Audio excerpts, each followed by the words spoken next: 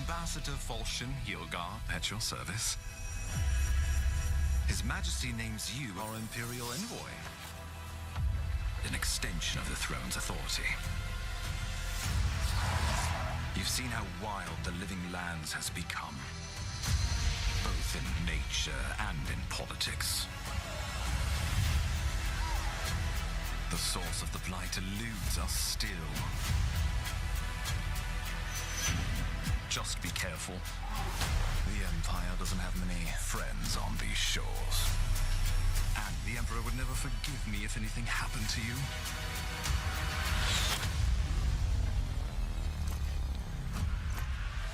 But let's not dwell on unpleasant matters. The living lands is fractured.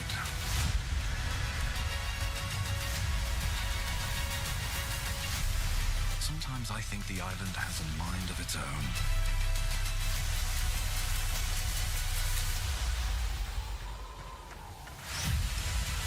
There is no easy path from here, for you or any of us. So you will decide. The choice is yours, as will be the consequences.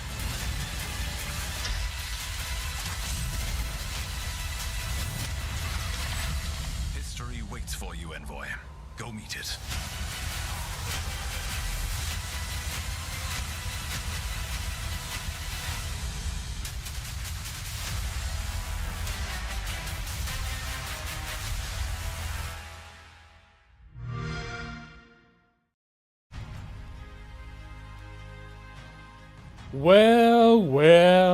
Well, it is Thursday night. And you know what that means, right, EV23? EV23, official biggest fan of the YouTube channel of Gaming Lawyer, finally recognized after all this time. Who knew? All it took was a $5 last week. Who knew that's what would push it over the edge? How you doing, EV23? And hello, P Rich.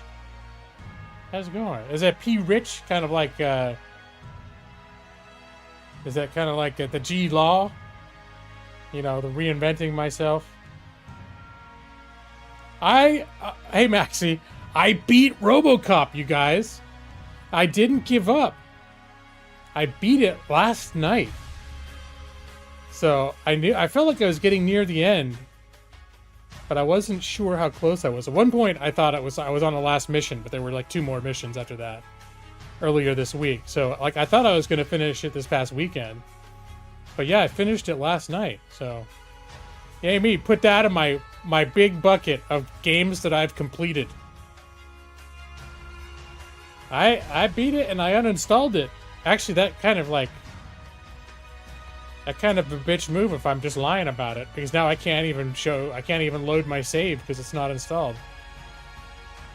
I don't have the receipts. Oh. Been on vacation visiting family since Monday. That's cool. I'm a little jealous. One of my coworkers took half the week off from Wednesday through Friday because they're having a medical procedure done. I didn't ask. It sounded like it wasn't serious though, I hope. But anyway, I've been super jealous. They were like looking forward for weeks. Like, oh, I can't wait till I have my procedure and I can have a few days out of here. It's like, yeah, all right. You don't mind if I lie to you about beating games? I'm trying to think. You guys have seen me beat a game every now and then, but usually when I beat a game, I'm doing it on my own. I think the last game that I beat was Star Wars Outlaws. I'm trying to think. Now I almost want to look at my my Steam library list, because I think I've, not that I'm great at it, but I think I've gotten a little bit better at finishing some games over the last year. I've still abandoned a shitload of games.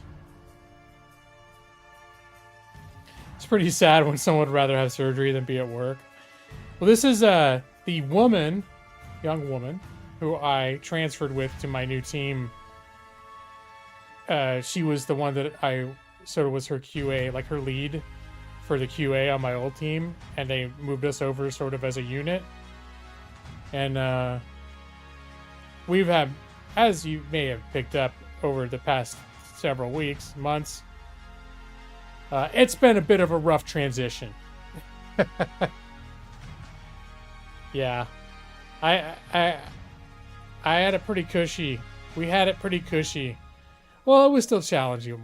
We had everything down backwards and forwards. And we had this very predictable routine. We knew exactly what we were doing all the time. And that's been all shook up. So, and there's been a lot of random stuff piled on us that we don't know. Most of the time we don't know like what we're doing, and we're always scrambling to figure out what the hell we're doing. So, it's stressful. Hey, Nick. How you doing? You been enjoying 2 Point Museum?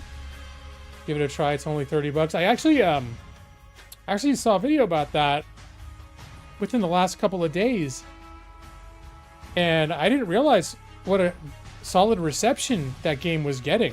Like, the people are saying it's the best 2 Point game yet, because they had the 2 Point Hospital, which was like was kind of a informal reboot of Theme Hospital from like 20 years ago, 25 years ago.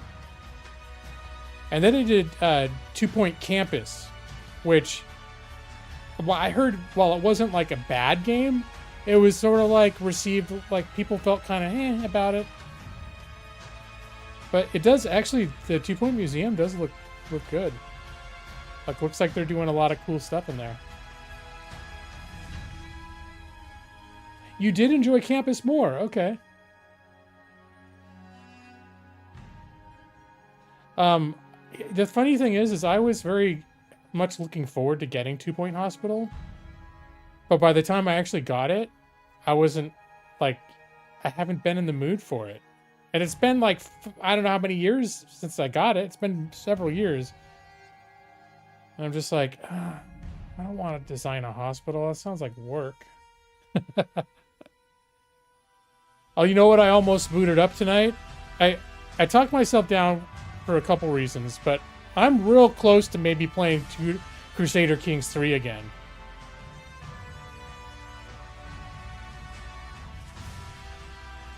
The humor's very English, but yeah, you could deal with that.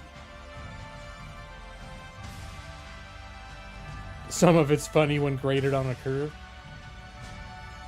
Yeah, really what I kind of was earlier, like the past weekend, what I was sort of aiming to do. Well, the reason I didn't is because I've got my eye on that game, Shadows of Forbidden Gods. I remember I started telling you guys about it last week, but I couldn't remember if I actually told you the name of it. You like watching CK3 too? Yeah, because it's very like character driven, and I was surprised. Before I streamed it, I always thought like it would be not a good game to stream. But after I'd done it like the last couple times, because I've had a couple of runs where I got into Crusader Kings for a few weeks and streamed it a few times, and it always seemed like people are into it, and I kind of have fun like doing the storytelling, even though Brad gets mad because I keep telling the same story like 50 times. As new people walk into the chat, I'll be like, hey, you know what's going on with this person? That person was there and they died, and then she's stressed.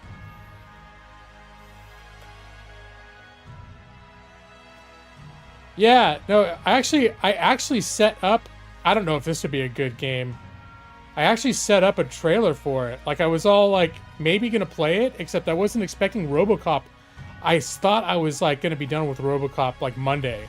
And I was like, I've been watching tutorials about this game, and I was thinking I might try and, because I don't want to learn it, flat out learn it on stream. Because all I've done is a couple, like, there's 3 tutorials and I've done 2 of them, and that's about where I'm at. But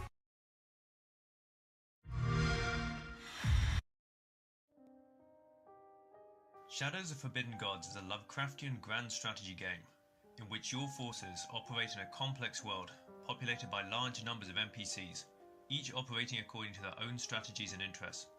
All rulers and heroes will have their own personality, and often work at cross purposes.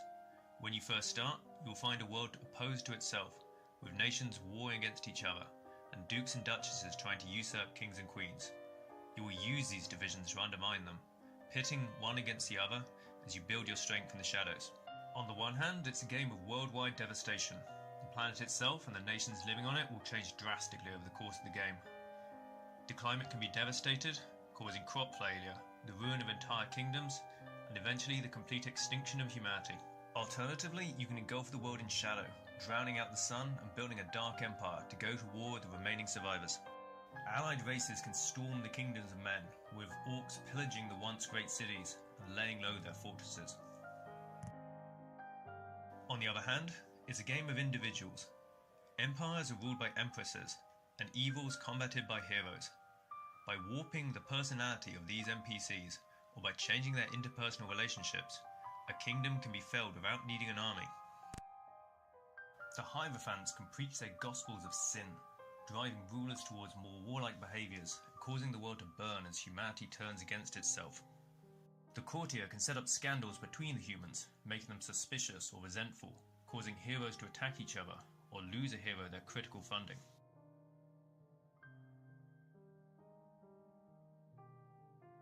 Adiastur, the Laughing King, drives all to madness, shattering minds and alliances alike.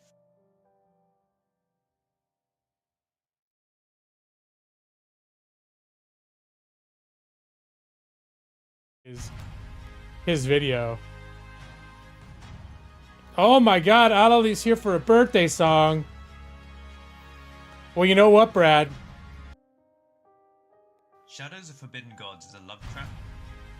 And I even did that, and his trailer was just a bunch of picture of hexagons. So I used that as a trailer, and then I cut together this background video of here we go. This is just like some screenshots. That's the cover of the game screenshot, and everything else was just sort of like I looked up a bunch of images of like culty Lovecraftian shit, because it's kind of like the sleeping elder gods awaking, and that's what you are. You're preparing the world for your awakening. But yeah, I'm not ready for it yet. But I'm definitely feeling like a strategy kind of game. I'm not really feeling, to be honest, not 100% feeling Avowed today. But I really couldn't think of anything else that I wanted to stream. Let me see. We'll go back to there.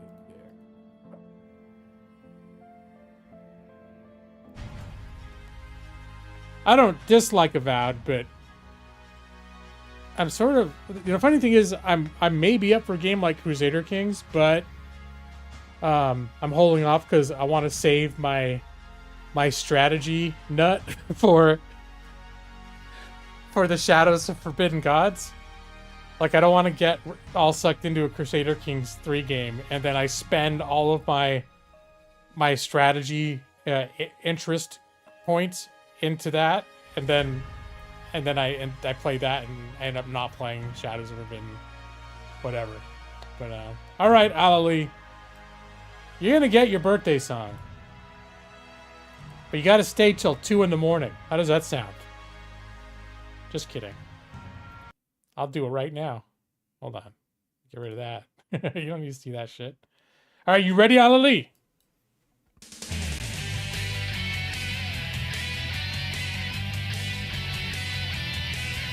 Happy birthday to you, Alali. Happy birthday to you, Alali. Happy birthday, happy birthday, happy birthday to you, Alali H. How old are you now? Actually, this is a part where I start saying in other words, because it's not polite to ask, how old are you now? 23. So like an EP, always. Happy birthday to you. Happy birthday, dear Alali. Happy birthday to you.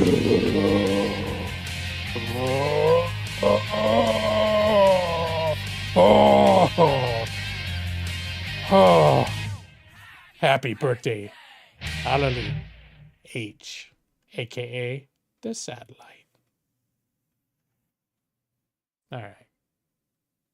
Okay, this time I'm turning it off, the birthday thing, so next time I come on here, I don't accidentally start playing the birthday song like I did last time. You're welcome, Alali. Happy birthday.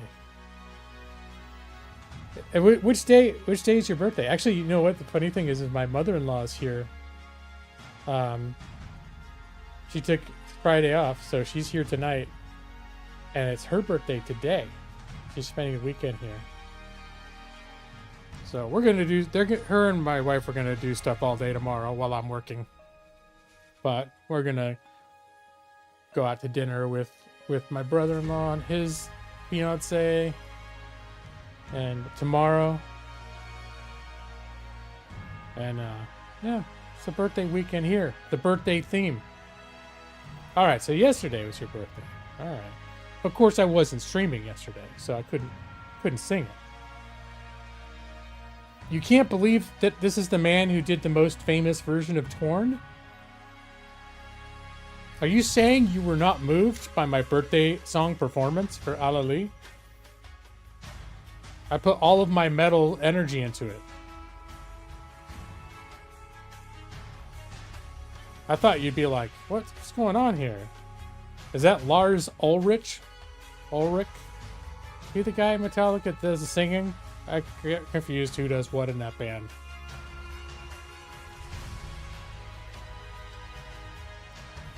It's the only name I can remember from Metallica.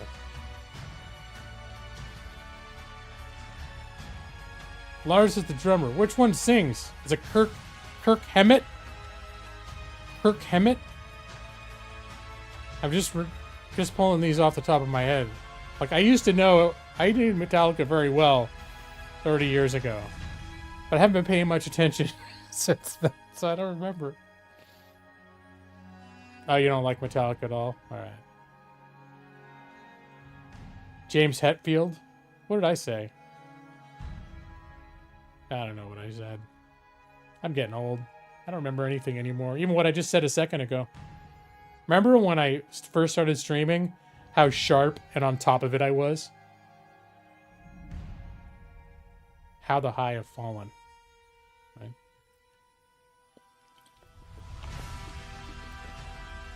I used to really like Metallica.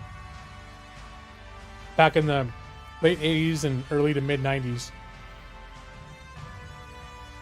I don't specifically dislike them. I didn't care that much about their crusade against, like, what was the thing they were after? The big, I can't even remember the MP3 sharing service that they were, like, on a crusade against. All I can think of is Kazaa, which was, like, the next one after that. Man, I'm forgetting everything these days. What was the big service where everyone was, like, share filing MP3s? And then I think they went commercial. Like, they went legit and you had to pay for it. Napster. That's it. That's right, Maxie. Napster. A 10 out of 10. Thank you, Ollie. You're not sitting there wondering, man, for the guy that sang that very famous version of Torn, this birthday song, kind of disappointing.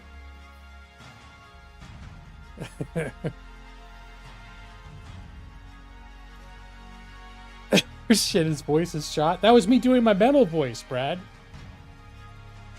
That was my metal voice. I just saw that comment. I won't deny that my voice is a little shot. I feel like I've aged 5 years in the last 6 months. Honestly. I mean, part of it is maybe I was at a bit of a peak in terms of,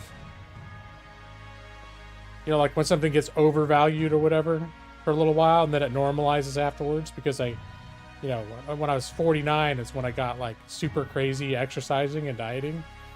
I got in pretty good shape. For me, pretty good shape. And then it started backsliding. And it's pretty much since I got the last 6 months. I slipped all the way back down, and I fell on my ass hard. Well, I'm still actually in better shape than I was like 3 years ago, but I didn't literally fall on my ass. That's a metaphor. But yeah, all that is to say that, and you guys know this, I canceled the stream a couple weeks ago because I was feeling worn, like just ground down. I want to say grinded. I don't think that's correct. Just sort of ground down. I shouldn't bitch, but like this week I had like a couple rough days where I was like, because my manager is super busy with a lot of stuff. She's like a high up person in the company, and she's fine and everything, but she's not that connected to like the work that we're doing, or really even for the most part paying attention to it. So like she's like, oh yeah, you guys are on board these new hires that we bring in, and that's been like the crazy shit we've been doing for the last 3 weeks. It's been like insane. It's been so much work getting procedures and trainings and all this stuff for these, answering all their questions, and it's really displaced some of the other stuff that she, like, before they got hired, there were a few things that were on her list that she wanted us to be doing. And then the hiring thing came and it just sort of displaced all that. And there was a point earlier this week where she was like, seemed like, what the hell? You haven't been working on this one thing that I wanted you to work on? She didn't say that exactly, but it was like that was the kind of attitude where it was like, you haven't worked on this one thing for 3 weeks? And I'm like, but she has visibility on it because it's one of the few things that she does work on. We have an inbox that we have to like answer. Our team has to be, we're the only people to respond to it. Certain categories of things are emailed directly to our team. And she works that, and part of our job is to help her like keep up with that. And I hadn't looked at that inbox in like 3 weeks. But yeah, so it's one of those things where she could tell she was irritated because she's a busy person too, and she's noticing I haven't been working on it. Anyways, so understandably, I understand that it would be irritating to her, and also I don't think she really understands how busy we are with this onboarding, because she's not part of those conversations. She just gets, there's a supervisor. I know not even these people's supervisor. Their people's supervisor will report to our boss, like, how the training is going. But our boss doesn't see any of that. She's not in the chats. She's not in the meetings that we do. She's not in the trainings that we're doing. She doesn't show up for any of that stuff. So it's just frustrating. You know, when you're working, you feel like you're like being, like, literally I feel I'm getting ground on the ground. And then I get like this kind of attitude like, oh, what are you doing? What are you doing over there? Like I'm not working hard or something. Anyway, now I'm bitching to you guys. Oh my God. I'm the best. Thank you, Amelie. I think I'm okay. I think a problem too is that I don't, I may not advertise myself as much as I should. Like I don't honk my own horn when I'm at work a lot. Like try to make sure that what I'm doing is being seen. Because a lot of it is they assigned the other woman that I'm working with was sort of supposed to be taking the lead on the training and procedures. But behind the scenes, I've been picking up a lot of like actually organizing the logistics of how the assignment's being dispersed. There's a whole lot that I've kind of assumed a lot of the heavy lifting sort of behind the scenes of what was originally sort of like, oh, this is your task and Ryan can help out sometimes. This is the nature of it, but it's just her and I talking privately. where I'm like, okay, well, I'll take care of this, and then I'll do this, and then I'm going to I'm going to design an assignment sheet that we're going to use, and then, you know, making up all this stuff and implementing it. And it's like, I think the people I'm working directly with know how much of the weight I'm carrying, but the person who's higher up is like, doesn't, right? So grinded sounds right, even if it's not. The car grinded to a halt. Yeah, ground just doesn't sound, I don't know. It sounds more right than ground, I agree. Yeah, that's what happened to me too, Nick. I think I actually looked it up at some point and it wouldn't tell me. Like, it was like, or maybe, yeah, something, I looked it up and it was like, it wasn't a word. I'm like, what? Grinded? Some bosses are managers, some are leaders. It's rare they can be both. Yeah, I like that. You see me, I don't leave. Well, you know, I appreciate that. And yeah, that's one thing, is I know that like this job it's not everything. And even this one person, like that's what I try, you know, my manager, I try not to hold it too much against her. I get the feeling, you know, that it seems like you get people that because she's really high up in the company, and I think she's always sort of been at that level in the places where she's worked. And it seems like when you're at a certain level, you just have people under you that figure it out. Like you give them sort of, and she helps. She will, like if you ask her a question, she helps and stuff. But you need to ask her. And often she's pretty abrupt about it because she's like busy, right? She's not mean about it, but she's just like, you can tell she's just kind of too busy for it. And then she's just doing she's engaged in other stuff. So she's nice to me, so she's not like mean or anything. I mean, I don't mean to sound like that, but it's just like, yeah, I get the sense that she's not used to doing stuff like training people, like really buckling down and showing people how to do things. That it's just like, she just lets you know broadly what needs to get done. And it's like the supervisors and lower managers under her just figure out how to make it happen in a lot of ways. Which, you know, I'm so fine with a lot of this stuff, but it does mean like, yeah, this one moment where it was the one thing that she really is paying attention to, because if other people aren't helping her with it, she feels the pressure of it. And the thing is behind the scenes, there's 3 of us that have been working and divvying this stuff up. So behind the scenes, the 3 of us have like divvied it up so that I'm not working that inbox, you know? Like I'm doing these 2 things, this person's doing this thing, and then this other third person, the main thing that he does all the time now is work that inbox. So, but I think what happened too is he was doing something wrong so that his work wasn't showing up. Like every time we send an email, we're supposed to drag a copy to this special like processed box, and he was forgetting to do that. So I think that was part of the thing she was upset about. She was like, "Oh, I was looking at the only person that ever does anything is, you know, this person, the woman that I'm co-training everyone with, who's also very busy, but she allocates time to it. We've sort of agreed like that's something she does. But this is all like her and I, the 3 of us underlings, agreeing to a division of labor. It's not like everyone's doing things exactly because this is how management told us to do it.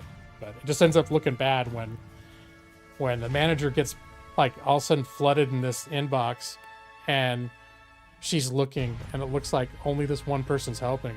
But I had to flat out say, yeah, when I do this stuff, I put it in the right box so you can see my work, but I haven't processed a single thing in there for like 3 weeks. And so that didn't feel good to say, but because you didn't know, I didn't come out and say, oh, we have this way that we've allocated the work. You know, I'm just like, I haven't done it in 3 weeks. I don't want to feel like I'm like, well, it was supposed to be this guy who's supposed to do it or whatever. I feel like I'm bitching a whole lot right now. But that's what happened this week, where I think it was the fact that I've been working so hard and like really stressed out about it.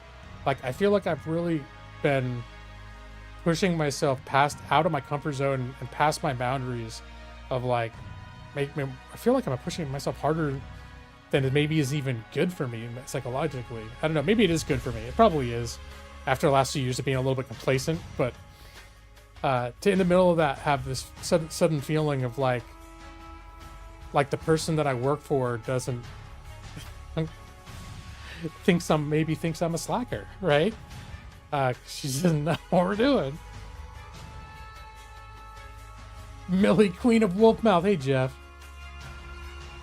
And good old P. Rich. But yeah, so that was like, what did I do? You know it's bad. I think this was on Tuesday that this happened. It happened right at the end of the day, too. And I was so demoralized and just like, Maxie, you'll appreciate this. I listened to Pink Floyd's The Wall after work. And I think you all know I like Pink Floyd, but I don't regularly listen to them. I haven't regularly listened to Pink Floyd in a long time. I appreciate them, but the tone of their music is kind of like I've got to be in a special place to want to listen to it. And stuff like The Wall, because it's kind of dark, right? And it's kind of like it's filled with kind of like it's negative, kind of like a pain underlying it. I like Wish You Were Here too. I actually like everything they've done. Yeah, but The Wall is what I will specifically sometimes listen to if I'm like, it's a very particular mood of that whole like being pissed off, like feeling a little hurt, pissed off, defensive, and where like I just wish I could just unplug and like detach. That's the whole thing what The Wall is about. It's about this dude that basically like he loses his shit and he disconnects and builds psychologically builds a wall, loses touch with reality because he's so like there's drugs and there's other shit going on in there too, but it's that sort of like that fuck, I just want to like disconnect and go build a wall, hide behind it, and just like fuck everyone. fuck the world. That's how like the energy of like what happens in the story of The Wall, what it feels like. I listened to the entire album from beginning to end, Maxie. Yes. And I've done that plenty of times. But it tends to correlate to times in my life. Like the last time I can specifically remember listening to The Wall, and I had it, I think I had a car with a cassette deck, and I had The Wall on tape, and I listened to it over and over again when I was driving to and from a job that I had.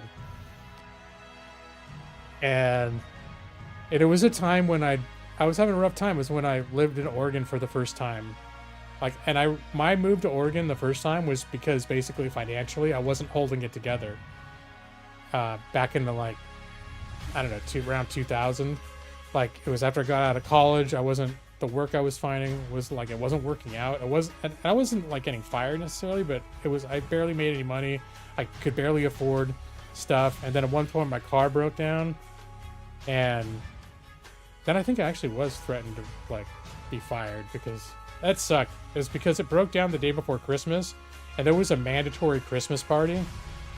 And the boss at that place was already, there was a lot of weird politics at where I worked, but I won't get into it. But because of some of the politics, that wasn't necessarily my fault, but like my boss was in a 20-year feud with the general director, and the general director sort of had me in his crosshairs. And then my car broke down for this mandatory Christmas party, and I was like, holy shit, like I'm not going to be able to make it. I don't even think we had to work that day. It was just a mandatory Christmas Eve party. And I'm like, and I called up, and I'm trying to get a sense from my direct supervisor, like, hey, am I gonna get fired over this? Anyways, but it was just the fact that like everything. So I ended up just going, basically moving to Oregon instead. Like, I didn't show up for the party. And then the next day I just said, hey, I'm done. I'm moving out of state this week. So, but yeah, it was a rough move. I don't think I ever told you guys that story. I've had a few pretty big speed bumps in my life at various points. And so that's how I ended up like moving to Oregon the first time from California, because my mom had moved up there while I was in college. She moved up to Oregon. But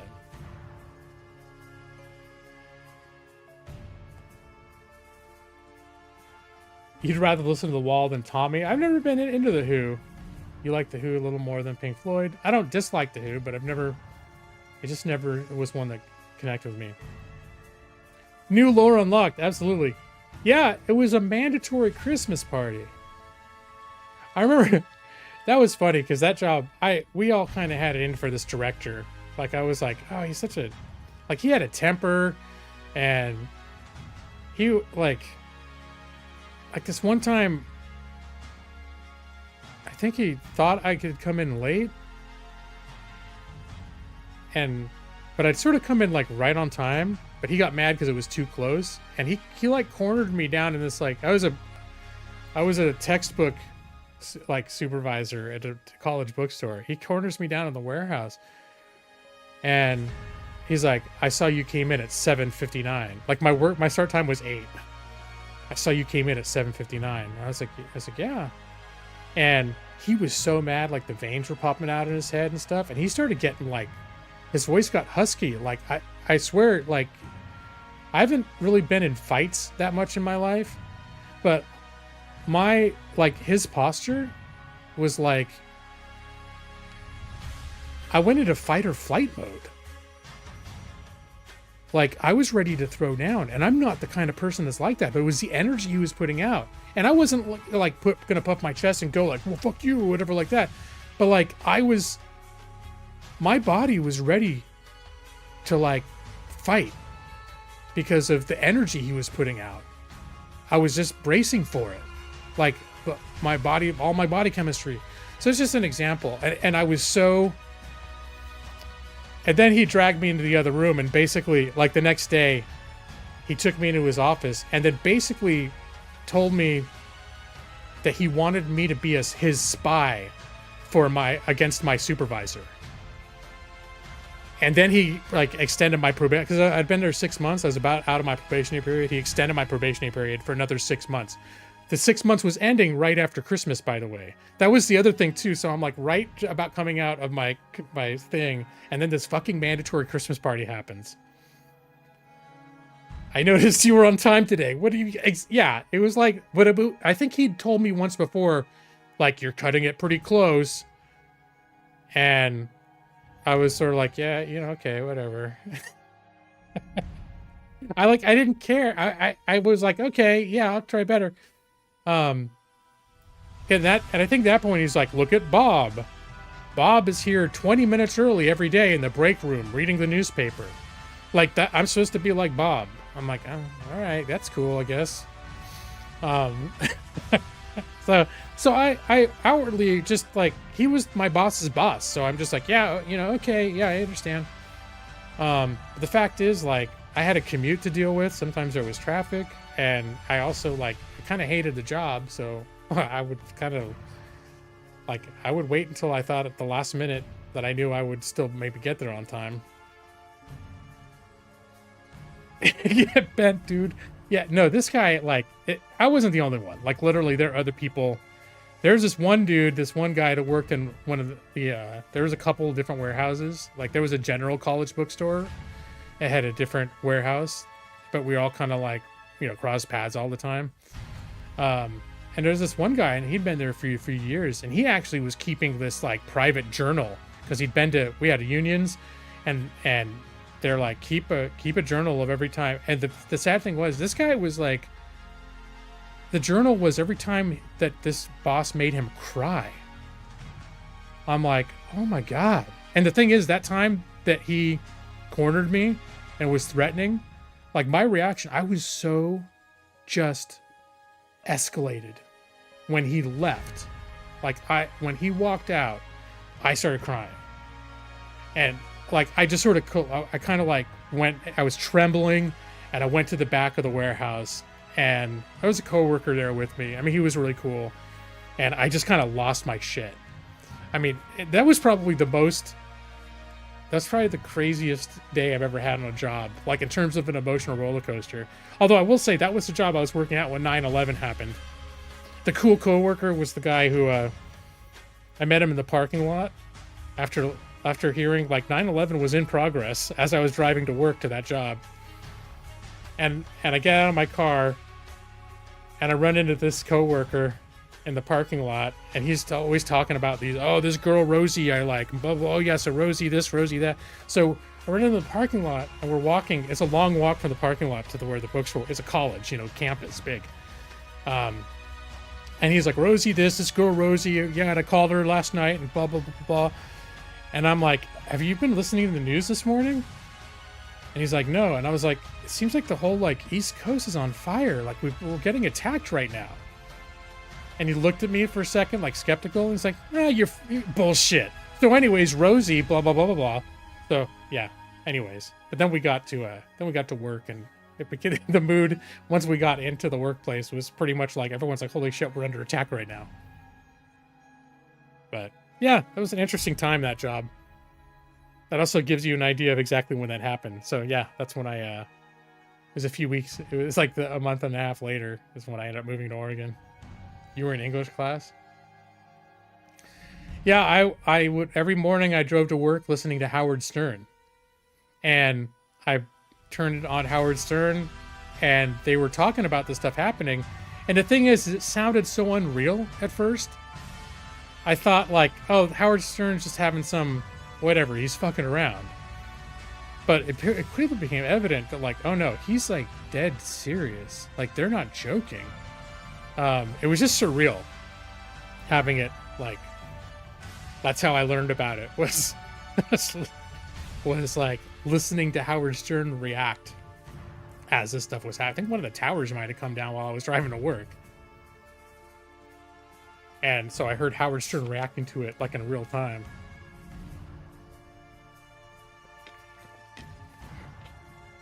So wow, what a beginning to my stream, huh guys?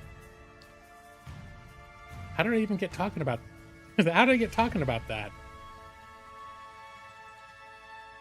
Now I'm trying to remember. I'm trying to trace back. How did I get talking about that job and that manager? I know it was somehow related to the job that I have now. Just talking about shitty bosses.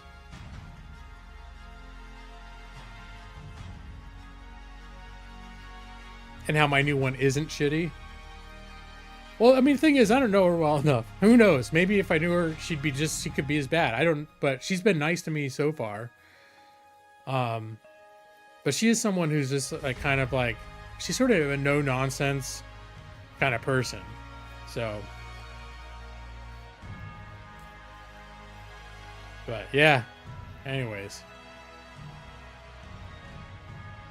been a, yeah, so yeah, video games, guys. No, I feel like there was some through line that, like, how, like, the reason I connected back to that, but I think I might have lost it. Yeah, work has been on my mind a lot. I mean, yeah, I find myself a nice stable job in the federal government.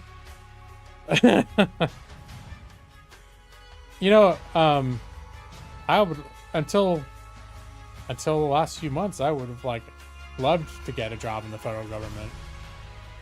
I mean, I would love a government job in general. One thing is you guys know I owe like an stupidly insane amount of student loan debt that like I'm never gonna get out from under. And if you work for the government, you can get it. You pay the a certain percentage of your income, and it's forgiven in 10 years. Of course, that could all be out the window now. Who the fuck knows? But like the program that I'm on, if you're not in the federal government, it's like 25 years. So like, yeah, I'm gonna be probably the rest of my life under this sort of weight of this thing. But yeah, no, the federal. I've looked at various points in my life. I've looked at federal government jobs, but really, it's not that easy to get. I mean, I guess maybe it depends on where you apply, but like I know a few people that have gone into the postal service, but I get the feeling it's even competitive to get those jobs. Like both the people I know that went in postal service, they would have college degrees and everything else. It's not like they were just, drifting and weren't sure what to do, and they ended up being postal service workers. Like I think it was really hard for them to get in.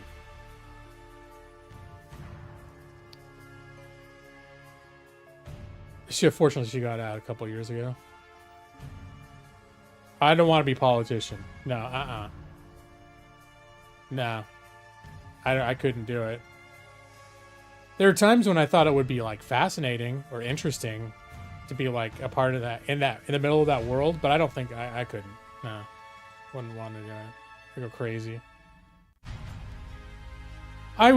If I ran for office, I would get chewed up and spit out so hard. All my opponent would have to do is find my YouTube channel.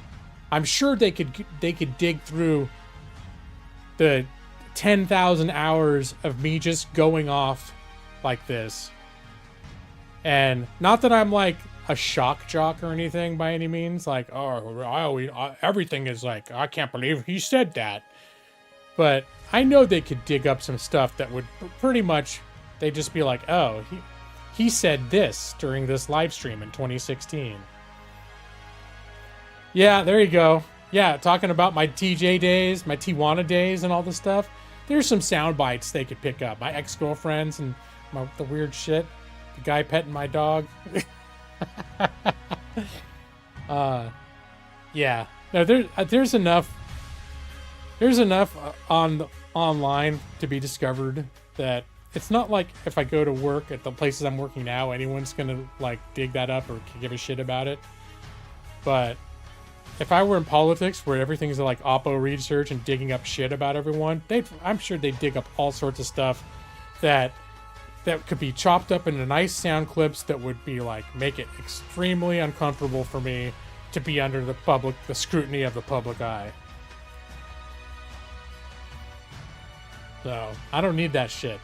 I had a hard enough time when I did that YouTube channel for a couple years where I was talking politics. That was too much for me. G-Law singing? Yeah.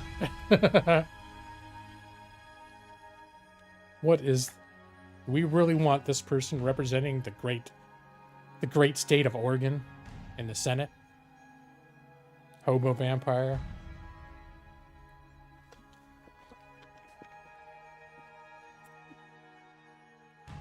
The G-Law version of Torn would be a great campaign theme song.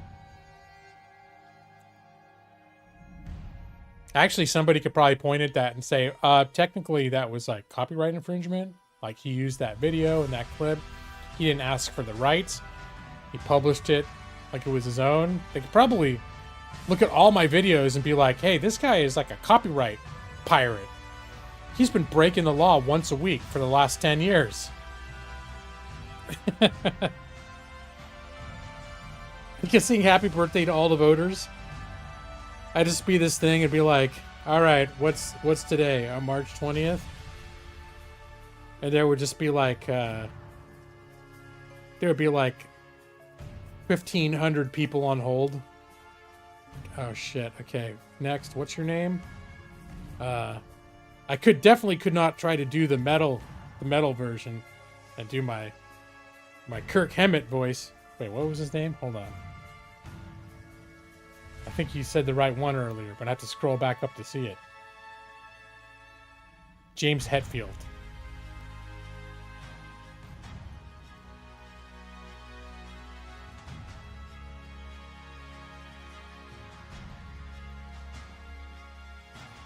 You think I'd make a great president, EV23? I don't think I would. I wouldn't, and you know, I barely even want a promotion at my own job. You think I want to be goddamn president? Oh, no. That's too much. It's more responsibility than I want to deal with. I mean, unless I just got in there and just fucked around, you know. There's some people do. Some people would do that if they became the president. You know, I'm not going to get political about it, but you think I'd make a great first lady?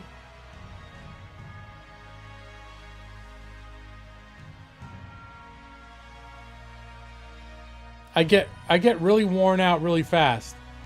No, that's true. No, I can't. I couldn't do that shit. Unless I could just be president once a week. Every Thursday I'm president. But like, shit, there's to be some crisis happens. And they're like, God damn, it's only Tuesday. When is President G-Law gonna... We have to wait till Thursday. Our troops are under attack in the Middle East. Shit, it's only Monday. Damn it. They just have to kind of sit there and take it. Just get shot at and not do anything. No, I know they would have protocols in place. Gotta wait till Thursday for President G-Law. He only presidents on Thursdays. He's playing video games right now and is private. He still plays games during the week, but he does it in private. I'd probably be playing Crusader Kings. Like, I'm a king, blah, blah, blah, blah, blah.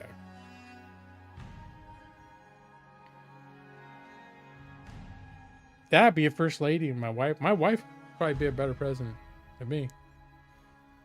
She got like that sort of hard, stubborn streak that she could probably make it work if she felt like she had to. She'd hate every second of it, but she'd probably do it. She does hate politics, though. And now I think about it, no, she couldn't do it. She hates politics. She wouldn't want to. She'd probably implode. Millie would bite Secret Service.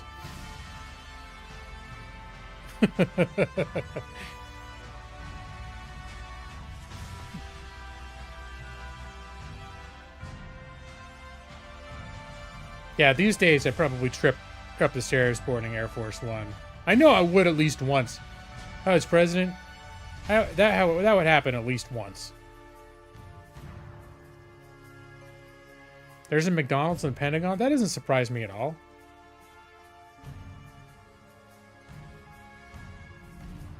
I didn't know that. But now that you've said it out loud, I'm not like, no way. I could see there being a McDonald's franchise. There probably is a McDonald's like a small McDonald's kitchen in the White House. Don't they do that stuff? Where it's like like if you're the president and you like certain things, they'll just have like people baking it in there for you. I don't know. Maybe I don't know how that works exactly.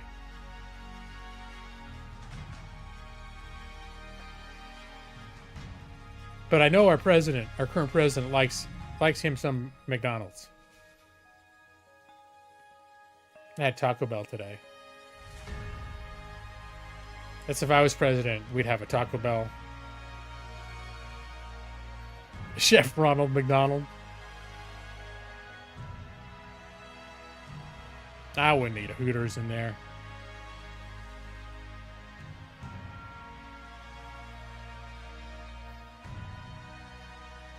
Let's have a Taco Bell. What else do I like? I like a lot of other stuff. We got a lot of other stuff in my rotation. Big Town Hero, the sub shop. That's been one of our new, like, or recent in the last year favorite sandwich places.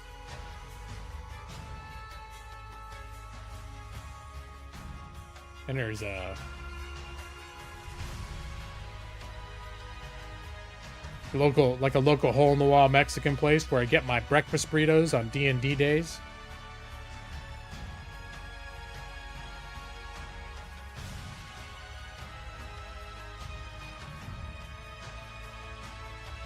One of them loved jelly beans. Is that Reagan? I'm trying to remember. if I know which president loved jelly beans.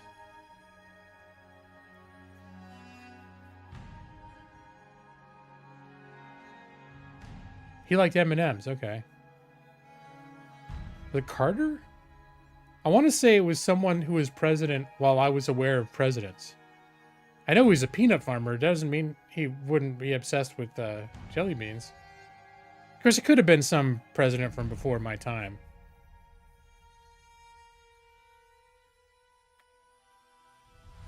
I mean, just because he's a peanut farmer, you think that's all he ever ate?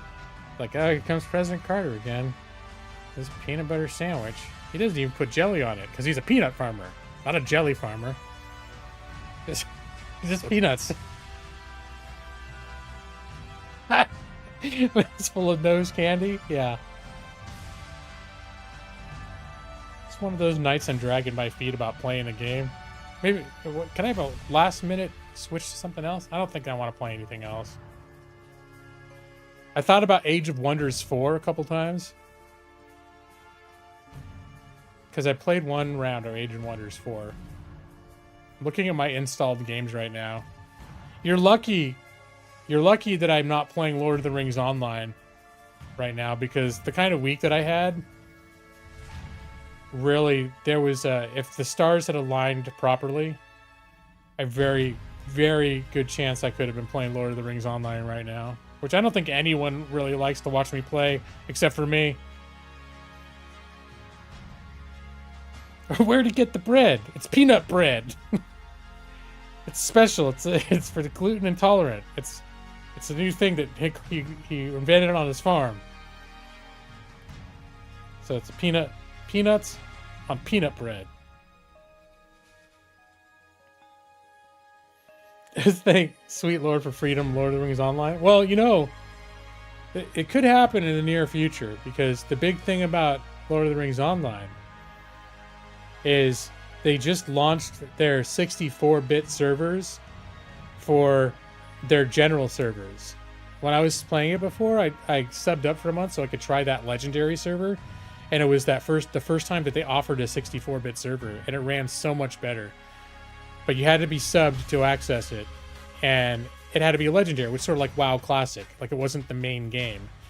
And after messing around with it a little bit, I really wanted to. I ended up playing what I could have played as a free-to-play player. They're on a main server. But they're all the old servers. They rubber band a lot. They're kind of like choppy and stuff. And so a couple weeks ago, they launched 64-bit servers with free character transfers for anyone, free players or whatever, for some regular servers. So, but I actually looked earlier today, and I guess they got so many people queued for character transfers that they have shut down the transfer button until they can catch up. I mean, they're allowing free transfers till like August, so it's not like I've got a rush on it. I just don't want to forget about it, because any character I want to go back to, I'm going to want to do it on a 64-bit server.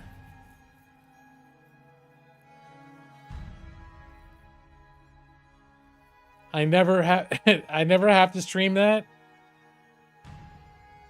Does peanut brittle? Yeah, there you go.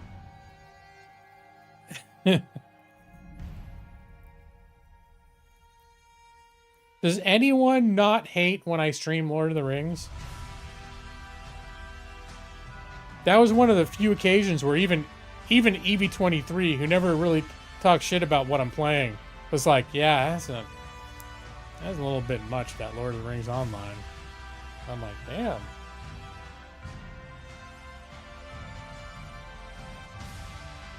Transfer my characters directly into the garbage. That's not nice, bro.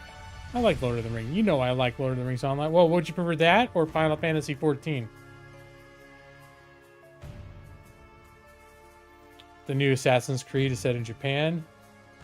I need to look more into that one. I mean, I'm not necessarily in the mood for Lord of the Rings Online. I'm sorry, for an Assassin's Creed games. My brain's all mixed up. Probably if I wanted to play right now a game set in Japan, my absolute go-to would be... where the hell is it? I have to find it on my desktop so I can remember the name. Because I have it installed. Don't I have it installed? Ghost of Tsushima. Yeah, Ghost of Sashimi. Maxie, you got me, your enthusiasm for The Last of Us got me looking hard at it again. And yeah, it seems like it is in a lot better shape now on PC. And there was a scene in I was playing RoboCop, and there was a scene that was reminiscent of like some of the, like an overgrown, like ivy covered overgrown area that I was in. And it made me think of The Last of Us, because it seems like The Last of Us is all like an overgrown, like very, like a lot of green, but overgrown cityscape. And it made me think about The Last of Us, and I got a hard itch. I don't think I'm pulling the trigger on it yet, because I think it's $30 still right now on sale. Which, I mean, worth it if I was like on fire to play it right now. But I don't know, who knows? Maybe by the end of the Steam sale, I'll end up picking it up.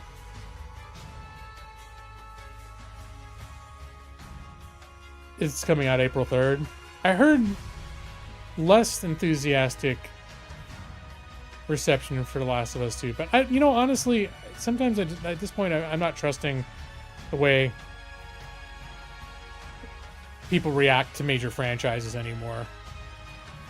I'll still look at individual reviews and stuff like that, and I like seeing what other people have to think about it, but there's a lot of stuff that, like the stuff I'm hearing about the new Assassin's Creed, there's a lot of lukewarm. Like, I haven't heard anyone come out and say they think it's bad. But I don't know whether to trust if anyone does say it's bad, because they're just going to shit on, my big example was Star Wars Outlaws last year. Like, collectively, the gaming community took the biggest high projectile shit on that game of almost any game that came out last year. And I actually really enjoyed that game. And when I played it, I thought it was really well made. I thought it was really good. But it still gets brought up like worst games of 2024, biggest flops, biggest disappointments. And they talk about it like, oh, it's fucking horrible. That game's terrible. And I'm like, what are you talking about? That game was a lot of fun. But I don't know. Maybe it's just in the right place for it. The right place, headspace for it or something. Gamers are not to be trusted even slightly. Whiniest bitches in the entire world. Not like you and I, right, Brad? Especially you, Brad. You embrace games. A week later, TV series comes out for season 2 of Last of Us. Is that what you mean?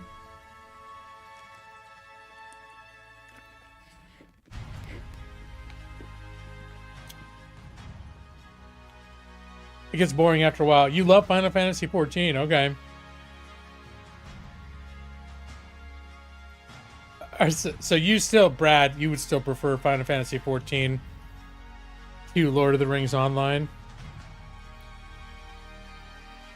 I don't know why, at some point, years past, I got it in my head, and I'm no longer under this illusion at all, but I got it in my head that because Lotro looked all dated and had weird mechanics and had odd-looking character models, that, Brad, that you actually liked watching me play it. Like, because it was kind of, it's kind of like, it looks like it's like a weird, janky game. But, that was my memory. That's me remembering wrong. I don't know why, though, but I thought at a certain point, I thought you liked Lord of the Rings Online, or watching me play it.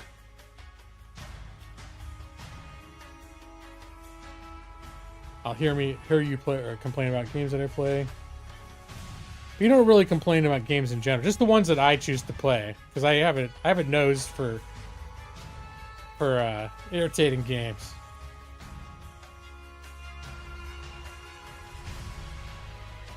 Good visit with Jameson. I don't think that anyone necessarily thinks Lotro has to be better than Guild Wars. I'm sure that a ton of people who play Guild Wars would disagree. I think Guild Wars is good too. It's never stuck with me the same way that Lotro has when I played it. But I mean, Lotro, I'll be honest, I'm very biased because I'm so like Lord of the Rings and Middle Earth has such a place for me in my heart and my history as a person that I mean, I still about half the nights, and this has been like for years, I'll listen to some section or another of Fellowship of the Ring to go to sleep to. So there's something that's so that's why when I get stressed, I'll be like, Lord of the Rings feels like a go-to, because for me, I feel like they've captured what it feels like to be in Middle Earth. So I think that's one reason I keep getting drawn back to it, and it's more of a special MMO for me than, you know, like a Guild Wars or something like that.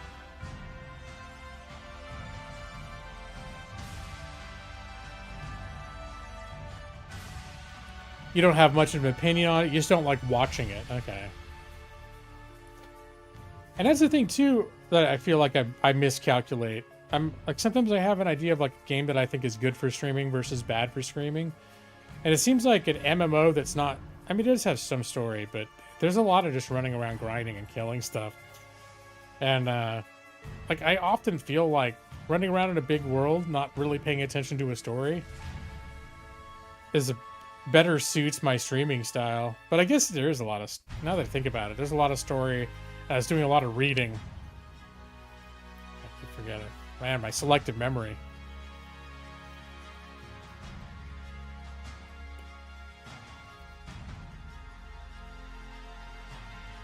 Hey, Rockslide. No, we haven't even gotten to the 45 seconds of gameplay. It's, I should make a new thing. It says, 107 minutes of bitching about my life. About my job. Whatever. 107? Because we're at 107 minutes and 27 seconds.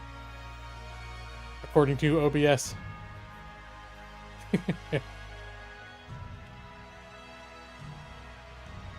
Yeah, when I get tired, when I get like stressed and worn out, I end up not playing a lot of games.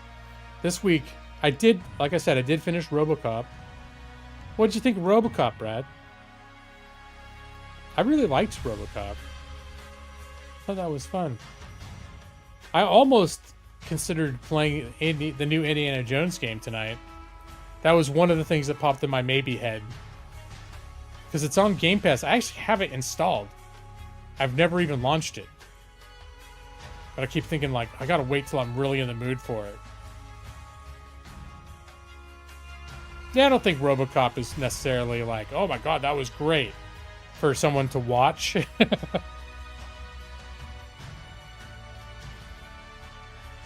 Yeah, well, here's the thing with Indiana Jones, is I almost think I might want to go back and watch some movies, like really get myself in the mood for it, because I know this is sort of weird for me, but in general, but because I've been like this with different games a lot, where it's like, I know when I'm in the right headspace for it, it's going to connect hard. But if it's something like, I'm feeling indifferent about it, and when I think about, oh, should I play that? And I'm like, I probably, if I launch it, I'll end up liking it, right? Because it's supposed to be pretty good. But like when I played Star Wars Outlaws last year, like part of it was I was really like, fuck, I want to play a Star Wars game. And then it was like, oh my god, Star Wars open world? Like all of a sudden there was just, I was having a desire in my heart to play a certain game, and lo and behold, there it was, and it was on sale. And I was like, I don't care if people like are shitting all over it.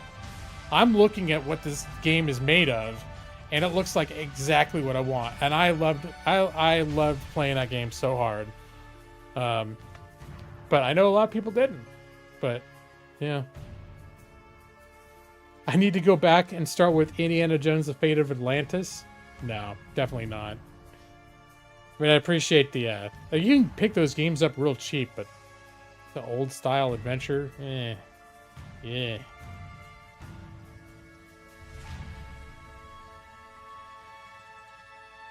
Watching me play first-person shooters in many ways similar to watching me go reverse in ATS. I thought people liked watching me go reverse in ATS. Like I suck at it? Is that what you mean? The RoboCop was easy enough that I never felt like I dealt with the suck. The suck wasn't that much of a factor.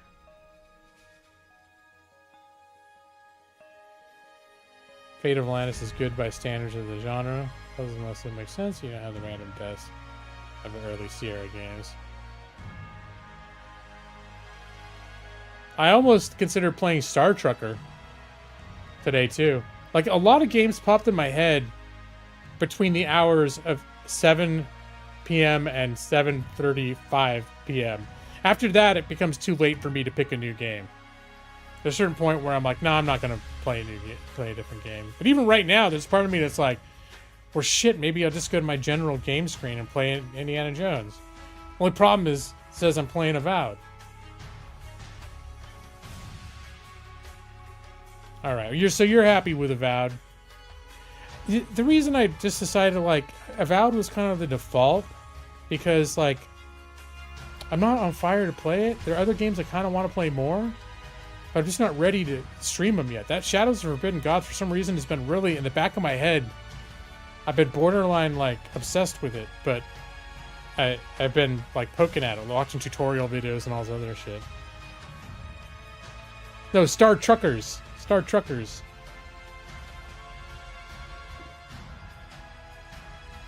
Hey, Matus, Stellar Transport Industries. Would that be the name of my trucking company and Star Truckers? You got Core Keeper and you're having a lot of fun. You know what the funny thing is? That like literally today, I think there was. I've done a little cleaning up of my library, and I was going through looking at different games, and I clicked on Core Keeper. Actually, I have my Steam open right now, and all the activity that shows up on Core Keeper is the achievements that you're getting, Matus. It says, beam me up, use the waypoint. Rock and stone. Your very first, hatched your first pet from an egg. I was like, oh shit, looks like Matus is playing himself some Core Keeper. 25 minus 2. I got Core Keeper on the sale at some point last year because it's got a lot of the little things that I like, genres of games that I like. But I just wasn't. I think I wasn't in the mood for it. I tinkered around with it for like an hour, and I was just like, eh. Again, who knows? For getting older, it's just like it's much easier for me to just not be in the mood for games that I know that if I'm in the right mood, I could really like. But Avowed is just like, I think it's just a good game, like a decent game. It's not a great game. It's a good game. And pretty much whenever I play it, I enjoy it. So I was like, okay.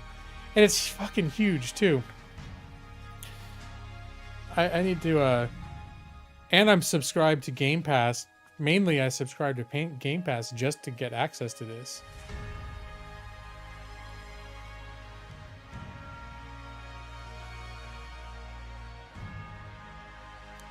Oh, Core Keeper had a lot of quality of life updates. I can't remember how long ago it was that I played this.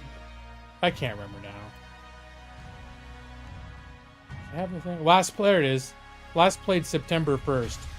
So I guess it has been a hot minute since I played it. September 1st, 2024.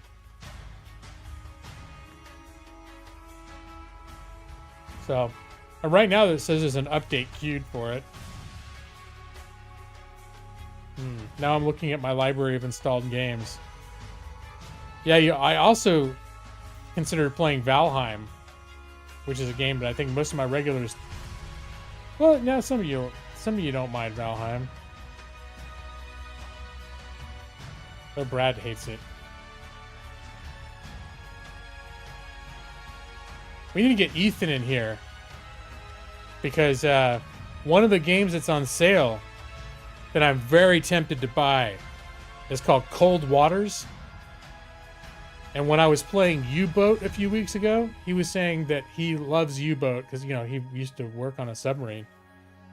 And a couple of his most played games are U-Boat and Cold Waters. And Cold Waters is like a 1980s, more modern, maybe, and later, more modern submarine sim. It's normally $40 and it's on sale for $9.99 right now.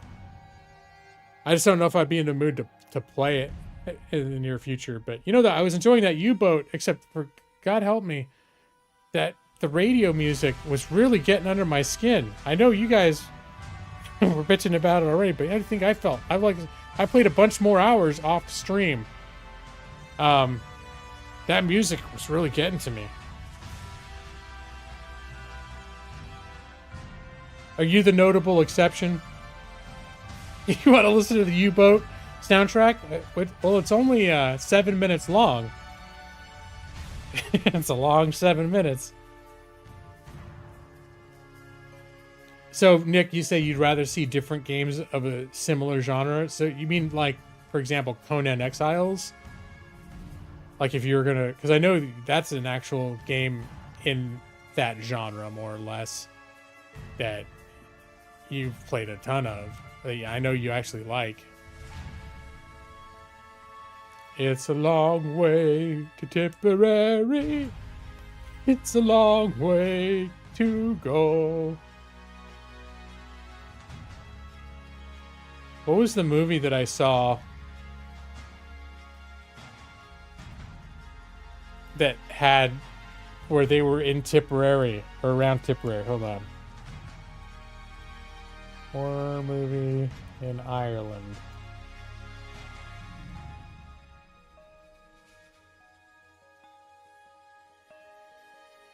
Was it Ireland?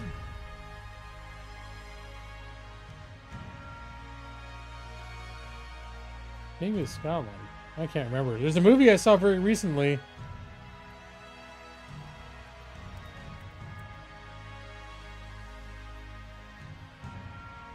Nah, I can't picture it now. There's a movie that I saw within the last couple months that I thought was like pretty good, and it was about this family is in, I think, Italy. They're on vacation, and they meet this guy, and I can't remember actor's name, but he's like a known actor. This guy from like England or Ireland, and his wife, and they end up becoming friends and like getting real rowdy and drinking together. And then he invites them to his little farm, his rural farm in the middle of Ireland, to come like spend a week with them or something. And he takes them up on it. So the movie is them going out this remote farm out in the Irish countryside. But as soon as they get there, there's just something off about the guy. There's something weird. You just get this weird, like, creeping sensation that something is really fucking wrong. Like, dangerous about this place. I'm not going to get any further than that. But I can't remember the name. Does that sound familiar to anyone? It's on Peacock. I think it's one of the top-rated, like, horror movies on Peacock right now. Make cover versions of the 3 songs from the U-Boat soundtrack. Install the mod that lets you listen to your own music. And then just listen to those. Okay. Oh, and The Forest as well. Did I ever stream Sons of the Forest? I think I did. I did stream it once when I first got it. I don't know what I'm going to do about that game. Because I like it, but even I turned the mutants all the way down as easy as I can make them. And they still stress me out too much. They really stress me out, man. Food brother, Philip Contreras. How you doing, man? Call to you too.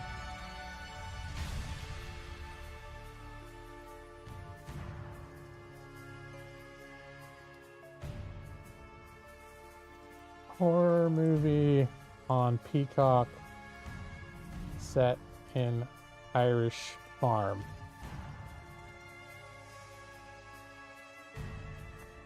'Cause No. Now I'm wondering maybe it's not an Ireland.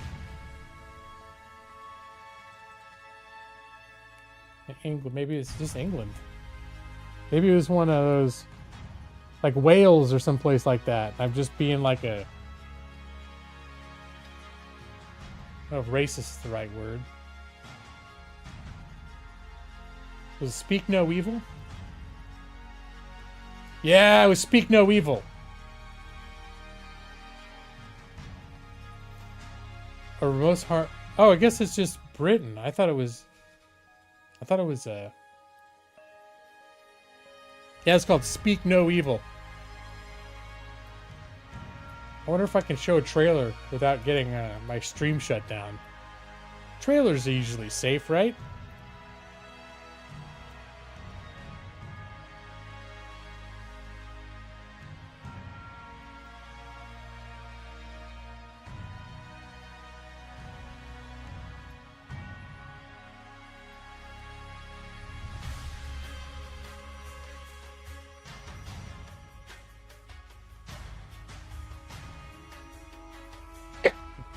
I could use a break for my voice anyway, so now I'm going to show you this trailer. Hopefully it doesn't shut down my stream.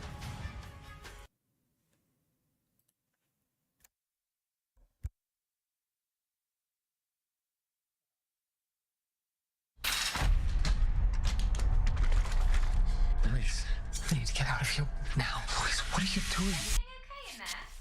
Yeah, we're all good. Anything we can get you? No, we'll just be a minute. We can't let on. Yeah, Oh wait, you guys have seen this we're one? stressed. We're scared. Just have to go out there and be completely normal.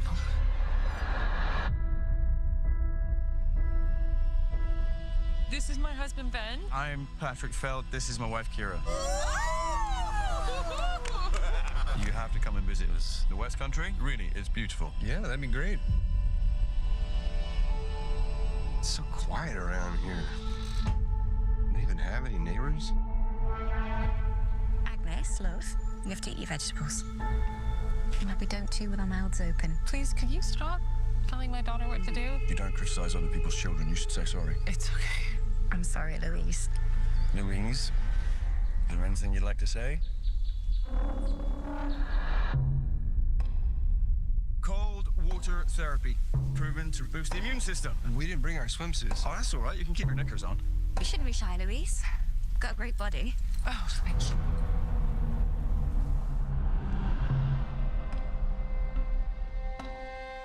I admire you.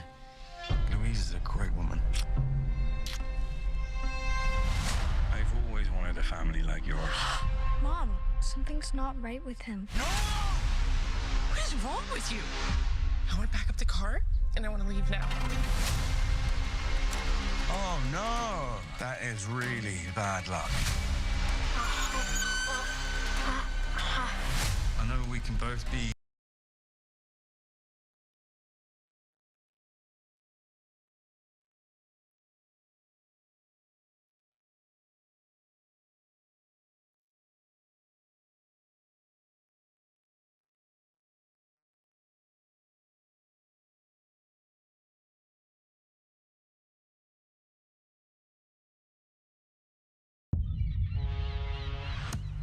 Is that gonna fit everyone? Yeah, easily. 12 customers total. How do they turn a profit? $12.50 a head, that's how. What are we eating, a Rolex? Yeah, I forgot to unmute myself. I was gonna say the other movie that I saw recently that I really liked was The Menu on Netflix, and this is the trailer for that one. It's one of his classics. You have to try the mouthfeel of the mignonette. Please don't say mouthful. Tonight will be madness. Welcome. We'll endeavor to make your evening as pleasant as possible.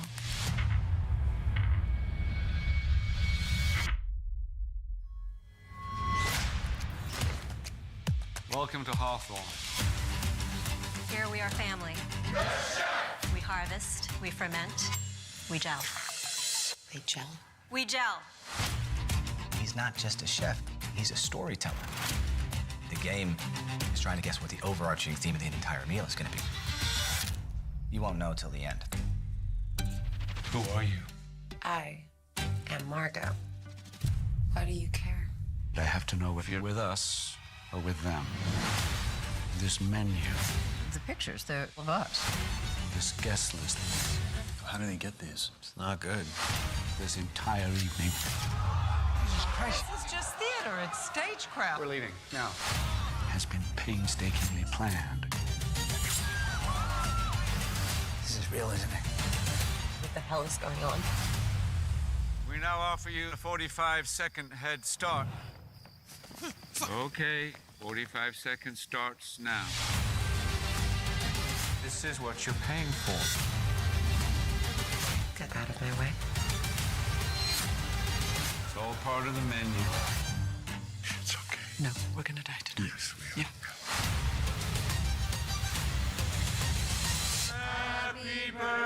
Day to you. You told him it was my birthday? Seemed funny about 3 hours ago.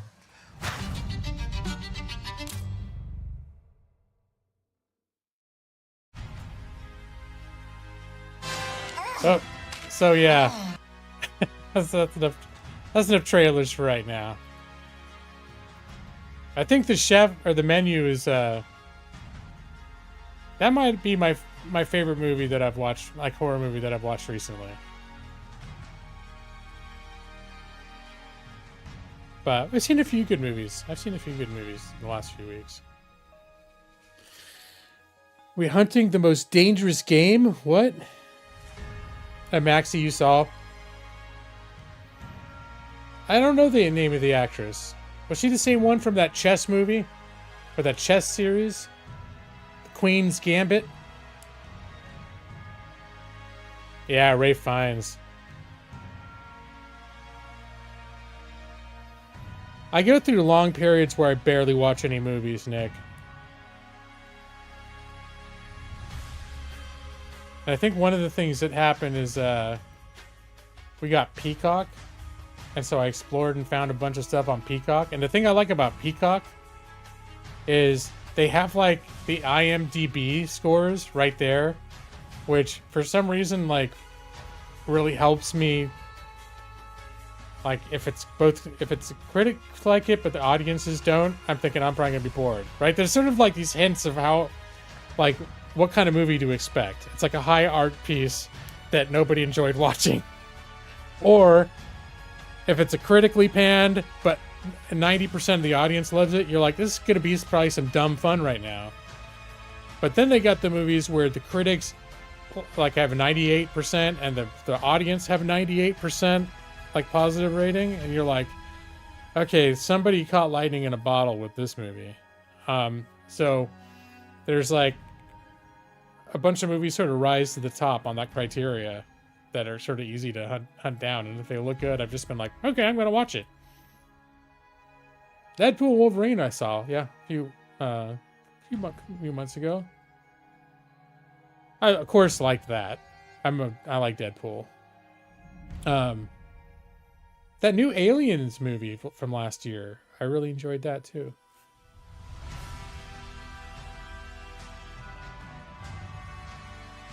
We need to watch The King. I don't know if I know that one.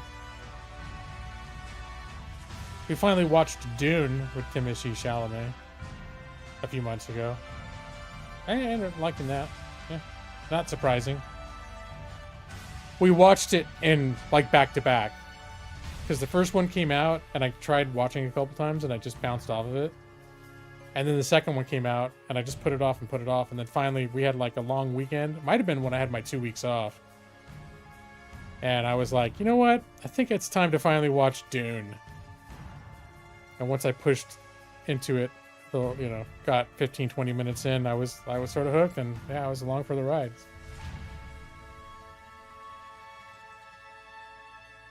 You didn't think much of either of the Dune movies? Well, I mean, it's one movie, really.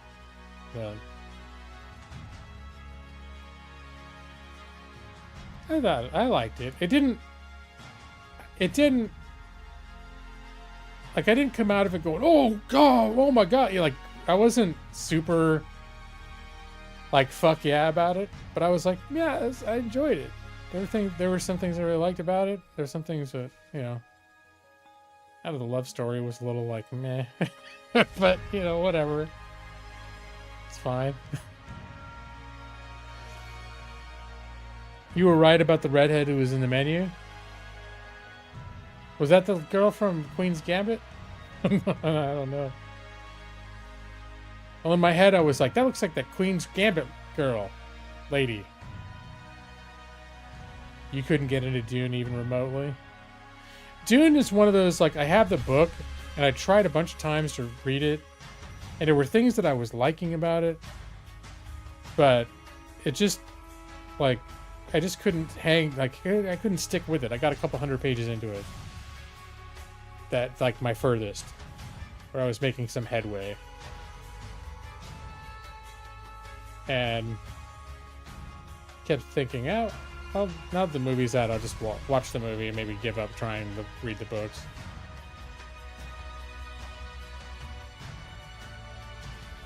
You're only watching Dune to compare to the original? I did not like the original. Didn't care for it. It's too, like, weird.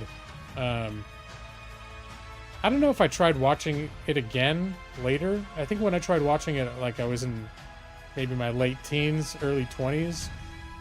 It did not connect. Sometimes a movie like that, if I revisit it 30 years later, I might feel differently about it.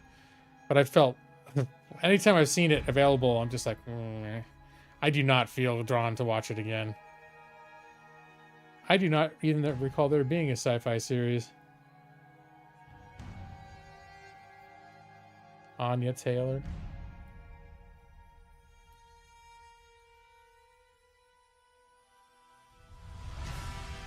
Now I've got to... Yeah, she was in Queen's Gambit. Okay. Oh, she was in The Witch, too. I saw that.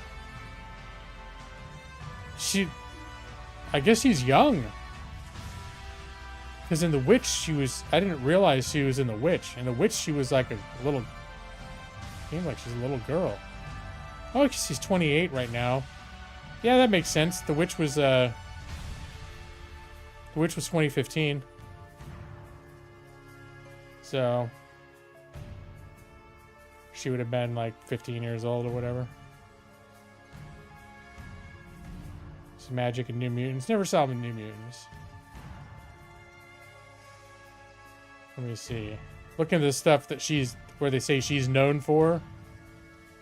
And most of it I haven't seen. I mean, there's a lot of titles that I recognize, like Peaky Blinders. That series. I watched the first episode, didn't click, whatever. But she's in that. That's right. There's New Mutants, yeah. Last Night in Soho. That's a movie that's like on my radar, but I might watch. I think that's like a horror, like kind of a trashy horror movie. The Witch. Furiosa. I haven't had a strong desire to see Furiosa. Never been a big Mad Max fan. The New Mutants is a creepy movie? I just thought it's like superheroes. Isn't it just like a spin-off from the X-Men?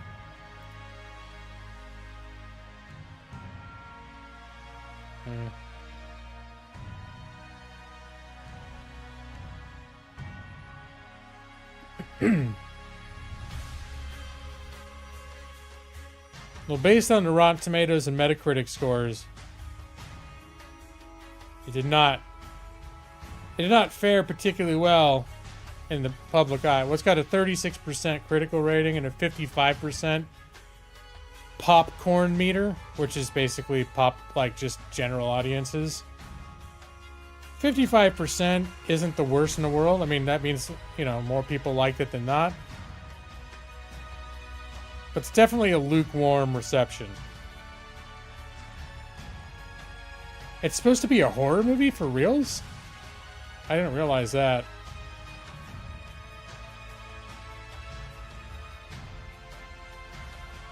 Top critic. It's nowhere near the disaster you'd probably imagine. Alright, see? That's kind of like an endorsement. Wasn't that good? Oh, it is classified as a mixed genre of fantasy horror. All right, I didn't realize it was a horror movie. I always thought of New Mutants as kind of like young Indiana Jones or some shit like that. Like, that's in my mind, because New Mutants was like a comic book series back when I was actually collecting X-Men in high school, or it came out around then.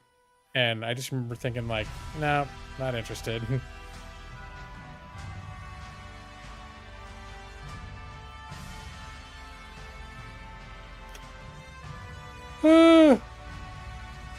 Now there's 12 people watching me. It was funny, like hour and 36 minutes into my stream, all I've done is avoided playing any kind of game. I've even tried to talk myself into playing something else. I wonder if they're like silent spectators right now. That's like, they're like, oh my god, this guy's gonna play Avowed. Oh shit, and he's a lawyer. Oh, this is gonna be awesome. Come in here. I'm not being a lawyer or playing a game. I mean, technically I am, I guess you can, I am a lawyer, but you know, not that you know it, not that you're getting like the lawyer and the Avowed aspects of my advertisement for this stream. Neither one of them is shining particularly strongly at the presentation. Hey, Food Brother. Autopsy of Jane Doe. That's a funny one because I watched it and maybe I just wasn't in the right mood for it. Like, I thought it was okay and it was definitely creepy in some parts, but I didn't come out of it like, yeah, it was like kind of forgettable. Whereas I look at something like The Menu, and The Menu I want to watch again. Like, the only reason I haven't watched it again is because it seems like one of the few horror movies that that Amanda might like to watch. And if she's at all interested in watching it, I'd rather wait for her. But I have a feeling she's not going to watch it. But that's like a movie that I watched like a month ago and I already want to watch it again. So, because it's also one of those movies where you don't know what's going on. You just know something weird is happening. You know, something weird is going on, and it's not until the whole movie unfolds that the whole picture comes together. But it's sort of one of those movies where that could benefit from a repeat watching, because going into it for a second time, knowing where it's all going and what's really happening is kind of like, oh. I don't think it's quite to the level of like a Shyamalan, like I See Dead People. It's not quite like that, where it's like, whoa, the huge twist. But just that whole like it builds up all this unease, and you're like, something's not right here, but I don't know what it is. Made me be like, oh, once you knew what the whole picture was going on, now I'm curious to go back and see how much of like what was happening in the build-up that I'll pick up on now, or that will, it will mean something on second viewing that I didn't either recognize or understand the first time. I do a unilateral contract. That's how I prove that I'm a lawyer.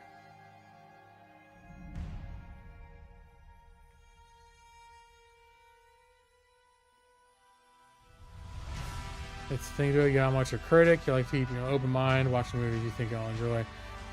I think what I've found is there are probably movies that are universally disliked that maybe I like.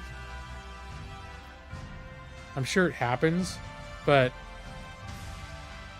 I found that if I'm posed with, between the services that we have, 80,000 options of things that I could watch, and of the things that got reviewed, the ones that are universally panned that I have watched, I've often been sort of like, yeah, that wasn't that good. Or I'll see a movie randomly and I'll be like, that wasn't that good. And then I'll look at the reviews and it was like, that's sort of like how everyone felt about it. And there are movies, the opposite happens. There are movies that everyone said was great and I watch it and I'm like, That certainly happened. And there have been movies that like no one liked, and for some reason I did. I can't think of one off the top of my head. but I'm sure it's happened.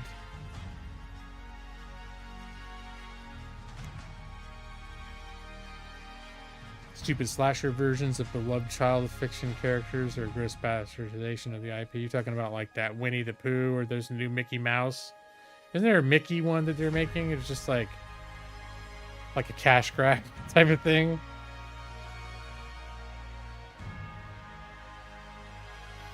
A goofy horror movie you could watch endlessly is Signs. I'm trying to remember. Is that the one? Is that the one where it was secretly it was water that was like how the enemy couldn't handle getting wet or some shit, and that's how they lost? Or was that War of the Worlds? I know one of those big alien invasion movies, the big like dun dun dun. It's like if they get wet, they die or something. Like, oh, it's the first time it rains, or whatever.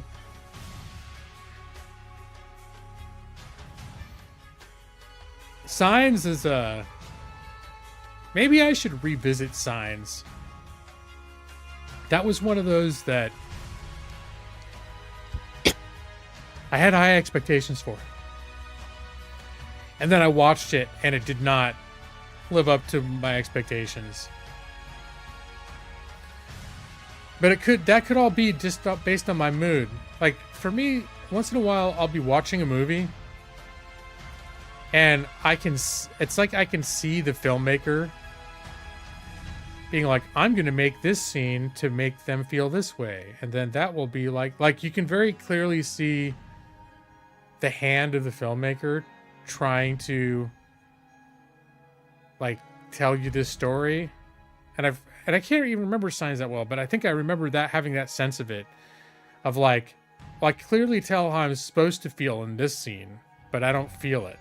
Like, I'm supposed to be very sad for this character, but I don't know them. I don't care about them. It's very clearly, I'm supposed to be very like attached to this person, but I'm not. But I can see that's what they're setting up. Like, and that may not correlate exactly to what happened in that movie, but I remember feeling, and that to me could just be a symptom of me not being in the best mood when I watched it. So could be worth revisiting. But I know I came out of Signs feeling like it wasn't doing it for me, and then it ended and I was like, nah. Hey Joss, the Lost Gal, isn't that like the one they made intentionally cheesy? It's supposed to be like an old style, like a Mystery Science Theater 3000 worthy movie made on purpose. They didn't even include the Ace of Base, the Signs soundtrack? Oh, and Signs. Now, I never thought of it that way, but now that you mention it, it's pretty disappointing.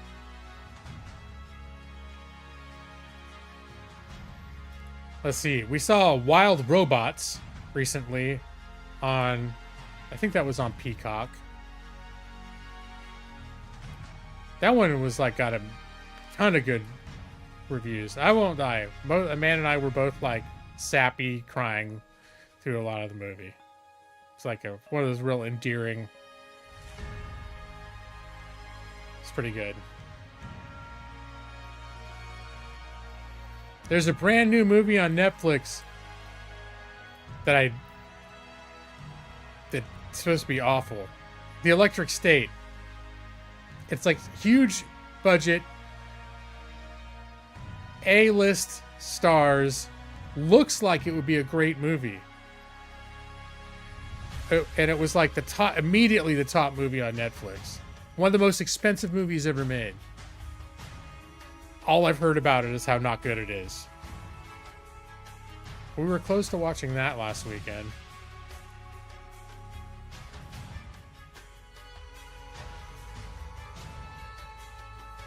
Some games you feel get a lot of hate these days. Hyperdimension Neptunia series. I don't think I'm even familiar with that.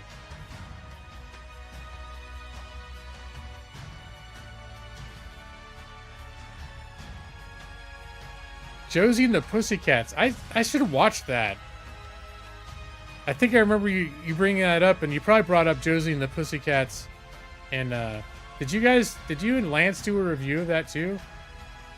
I think I tend to only watch reviews of movies that you guys, when you guys did reviews, I only watched the ones that I'd already seen the movies. I'm like that with Red Letter Media too. Like, I usually will like to see what they think about a movie that I've already seen to see if they've liked it or how they felt about it.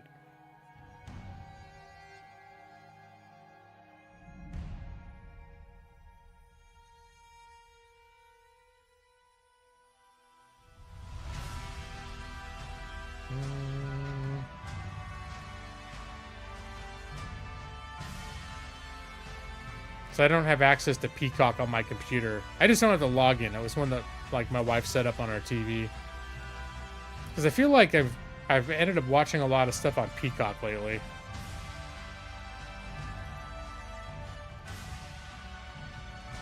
Let's see, have I been watching stuff on Max too?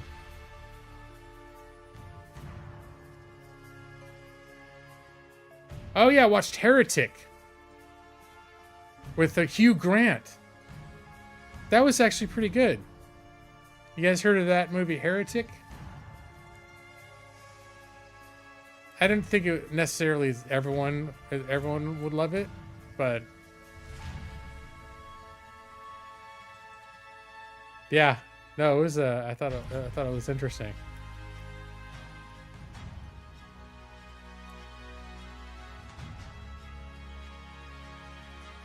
IMDb says Josie and the Pussycats in one Peacock. What? You mean it's on Peacock?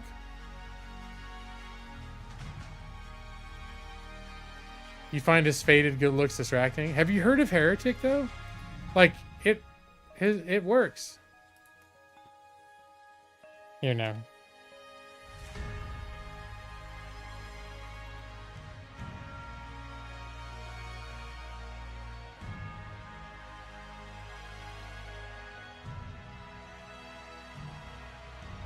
There, I said no more trailers, but you know, we'll do another one.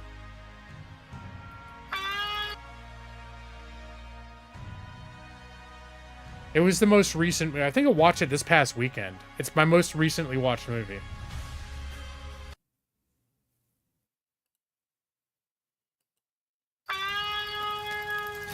Hi, good afternoon, ma'am. Are you interested in learning about our Savior, Jesus Christ? Hi. Good afternoon. Hi, are you? My name is Sister Barnes, and oh my gosh.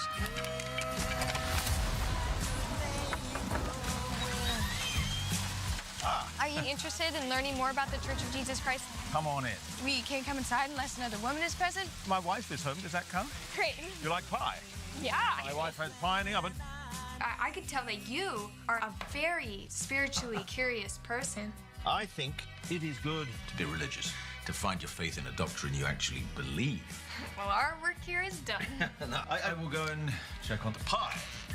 So sleep, silent angel.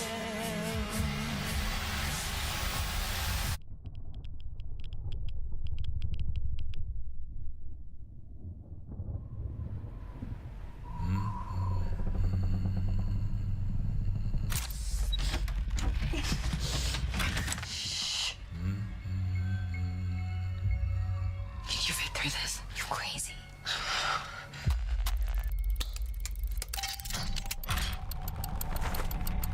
We just need to go home. I won't keep you if you wish to leave. But I want you to choose which door to go through based on your faith. What does this have to do with us leaving? Everything.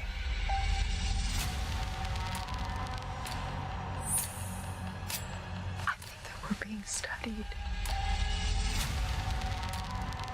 It will make your hearts beat faster. It may even make you want to die. Do not be afraid.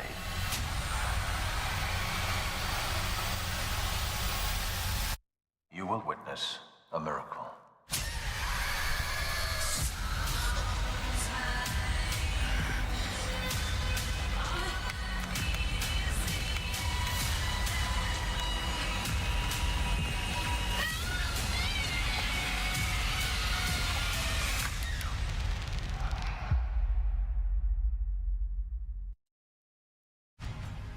Yeah, so that was Heretic. That was good. It was definitely sort of, and that's what I like in horror movies sometimes as well. It was doing something that I haven't seen other movies do. It wasn't formulaic. I mean, I'm sure in some way you could boil it down into like an overall horror structure that might be, you know, reduced to a formula, but it was just doing a lot of stuff I hadn't seen done before, and I was sort of on board for it.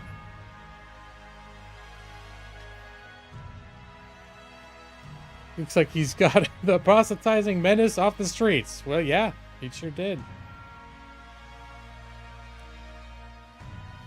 Was she reacting to the red splatter on the lapel, or is she allergic to blueberries? Maybe they didn't capture it correctly in the trailer, but when they were outside and they're like, oh, we can't come in unless a woman's present, and his whole thing was like, oh, my wife is home. Does that count? She's just finishing baking a blueberry pie. And so they come in and they're like talking like, oh yeah, I can smell the pies. And he's like, yeah, it's almost ready. It smells good, huh? And then he goes out of the room, and they discover that what they're smelling is not a pie cooking. It's a blueberry pie scented candle. And that's their first big clue where they're like, oh, this guy is lying to us. And they don't know why. And that's when they're like, they figure out they're locked in, and yeah. Yeah, it's old Lord McGee just said it too. I'd read enough ahead, realizing the cooking pie was a lie. You gotta remember that trick the next time missionaries come to your door.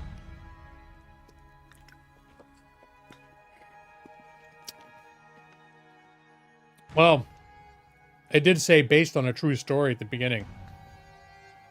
So, who knows? Maybe you've already done it. And then you got away and changed your... No, it wasn't based on a true story. I just made that up. Because I'm a liar. Sweet baby Jeebus.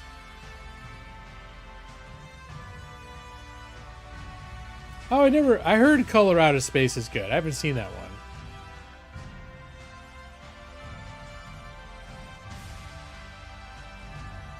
Hey, Joss, are you still playing Avowed? Look, I brought it back. Although I'm dragging my feet like an SOB. Not playing it. See how far in this... I might be breaking a record. We're an hour and 53 minutes into my stream. And I've only left the welcome screen to show movie trailers. Did I show any game trailers? Oh yeah, I showed you guys the trailer for Shadows of Forbidden Gods, which is a strategy game I would have maybe played tonight if I'd learned how to play it before the stream.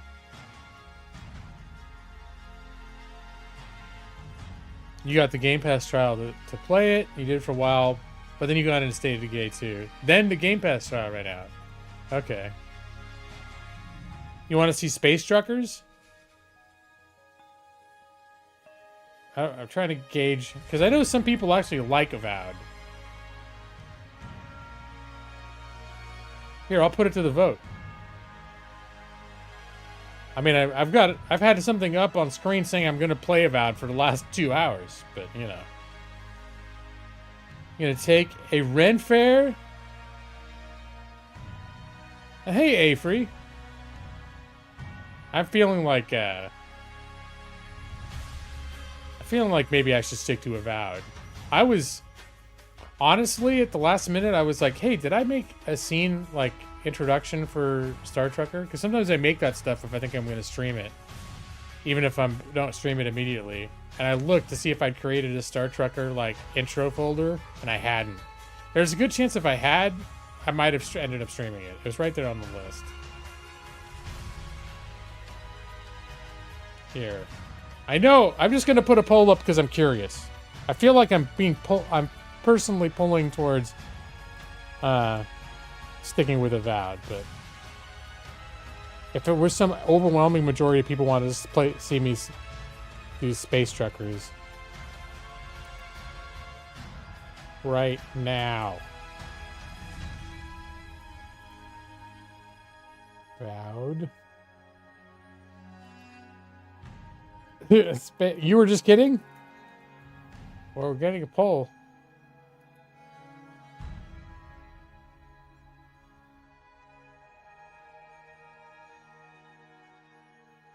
I didn't know. There's nothing funny about that. Space Trucker's a cool game. I just wasn't necessarily sure anyone wanted to make a third option for no preference. No, if we're down to the 2 games.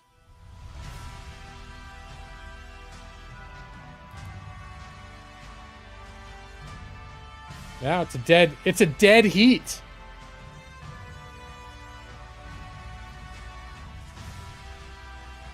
Oh, you think I should throw... Oh, my God.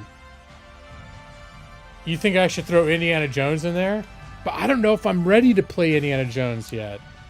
Should I really make it the first time I play Indiana Jones be on a stream? I feel like I need to be hyped to play Indiana Jones.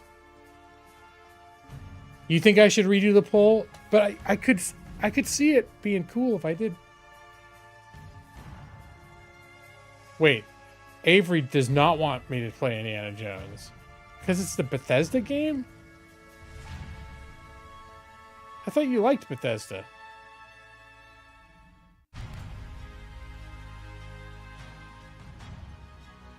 Now I'm confused. You think I'm hyped? Alright, you know what?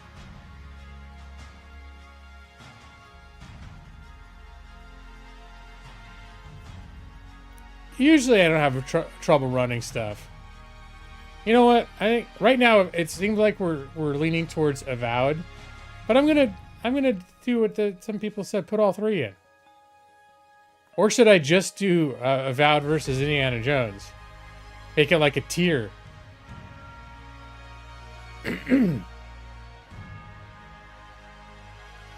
Yeah, but they're all under Bethesda publisher though.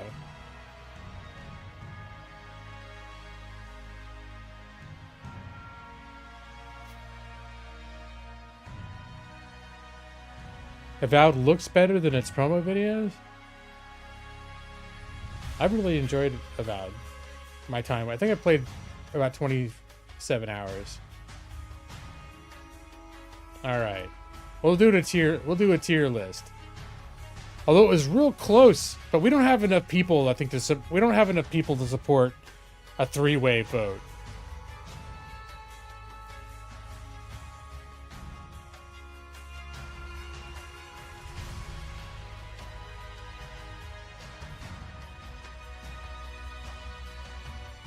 I feel like I'm leaning toward Avowed, but I am curious to see if there are people who are like, no, Indiana Jones.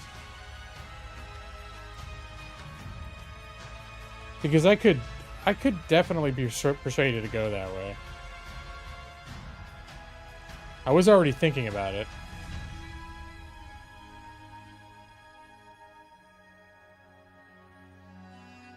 Indiana Jones literally has Todd Howard as the executive producer.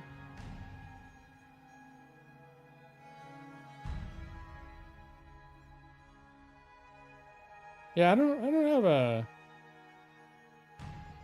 I'm not anti-Todd Howard.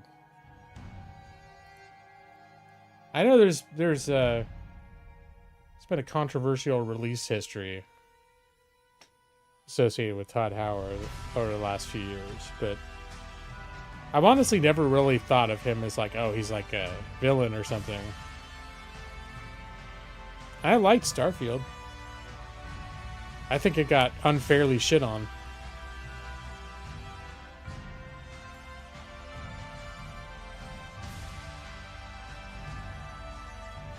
Are there a lot of bugs? I haven't heard that. And Indiana Jones has a lot of bugs? Or is that like hence like, oh, it's a Bethesda game? Wow, look at the polls rushing towards Indiana Jones.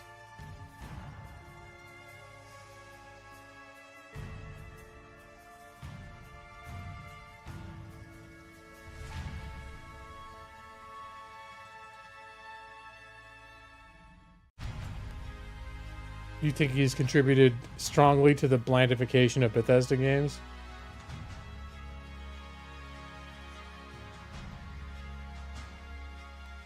Yeah, I don't know. I mean, if anything, it could be that just the Bethesda has a certain formula that's sort of worn out its welcome. But I honestly, in many ways, felt like Starfield was Bethesda in peak form. I don't know that I would say that it's better than an Elder Scrolls game, because to me there's something about just a big open fantasy world that the baseline structure of Starfield just can't, replace for me. But oh, you did beat Indiana Jones too. Okay.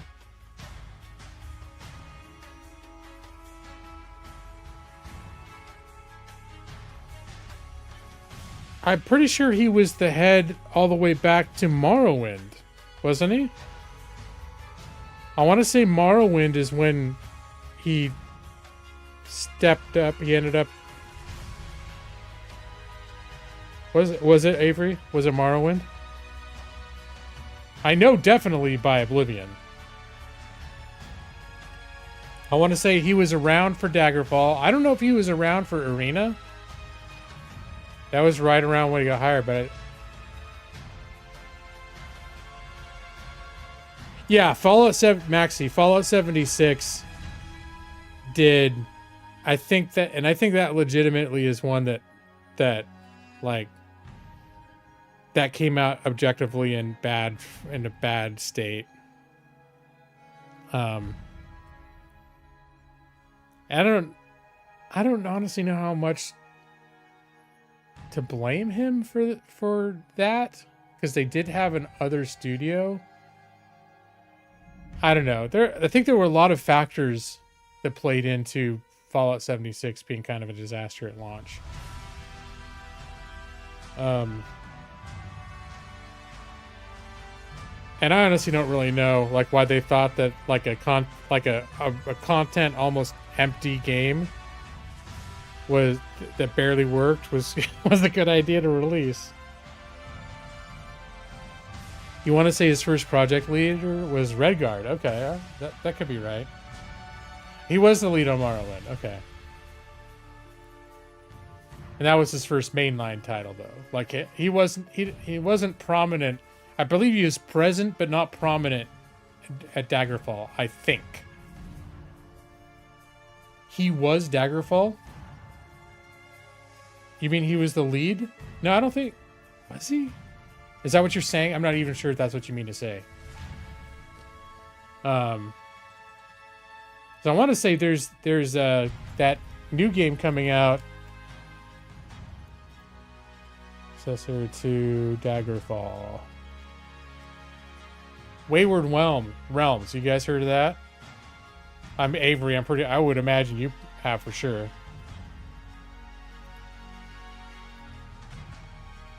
Right, he was involved. I think he was a new hire.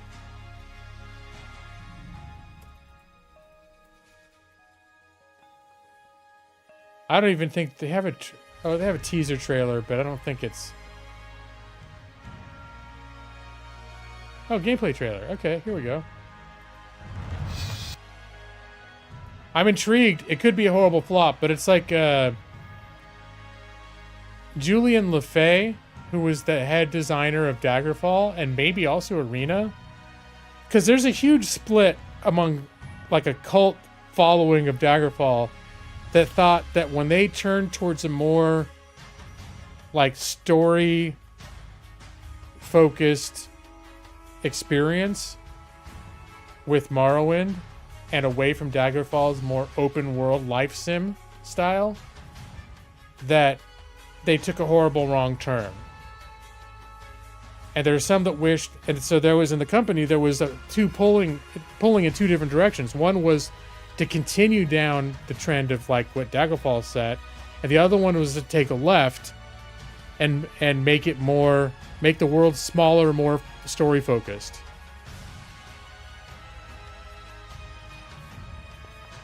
But this now, and I think it's crowdfunded, and it looks like it's coming, but it's basically Julian LeFay and another guy, Ted Peterson, are putting together what would be like a modern version of Daggerfall. Like this is what would be the next successor to Daggerfall. I'm all about seeing how it turns out. I'm not like completely invested in the idea that it's gonna be good.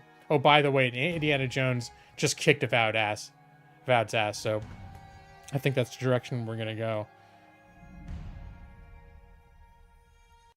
Here, I'll show you the there is a trailer for Wayward Realms.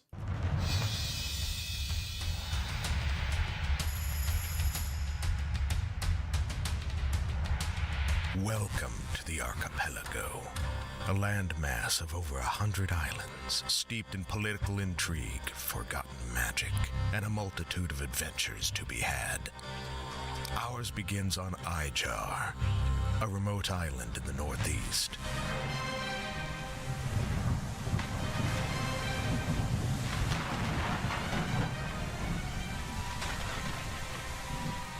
We have come to the town of Melhelm at the behest of Lady Ravensworth, stepmother to the local baron in search of information. Rumors have been circulating of strange occurrences around the tomb of Lord Godsend, a former rival to the baron who met his end at our own hands. We were sent to seek out Niles, an informant for the Order of St. Latra. But it seems the door is locked. There must be another way in.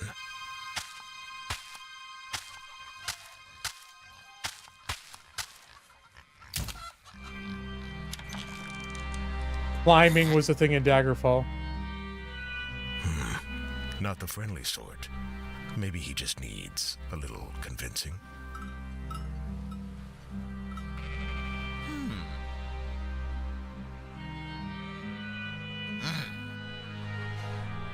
Excellent.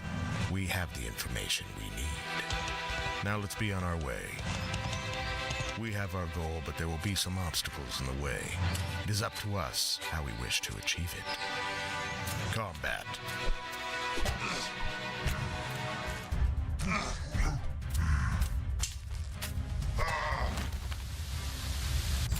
Stealth.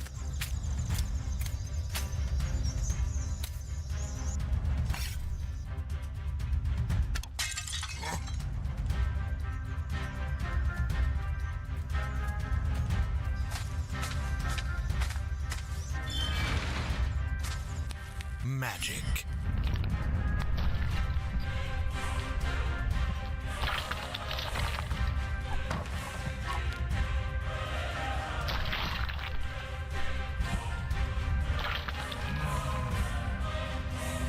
Yeah, it's definitely looks rough, doesn't it? Or using our wits and knowledge. That's very early days. Very, very early days in development.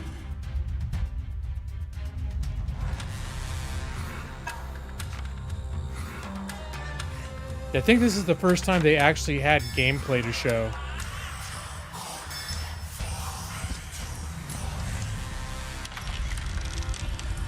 Of course. Sometimes that might not be enough.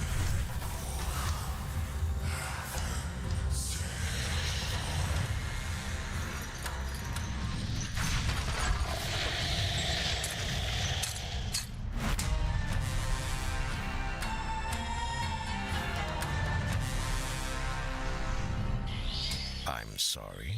You say you would rather just spend your time fishing?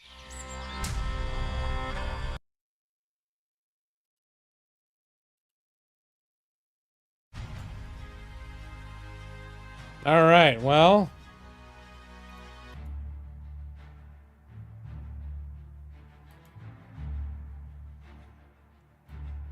Just gonna do a little bit of minor construction on my stream.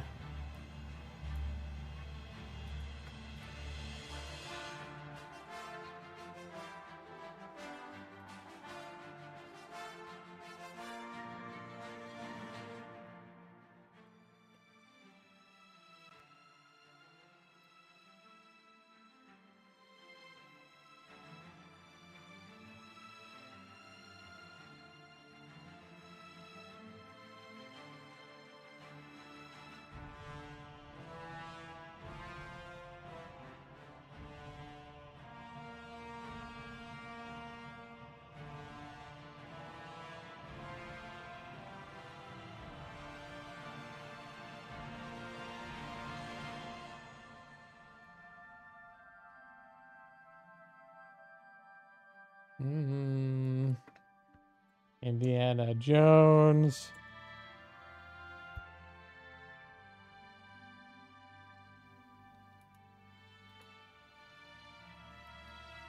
I don't have time to make a custom thumbnail, but I'm doing it right here. It's gonna confuse the shit out of some people, you know. People who wanted to see some Avowed.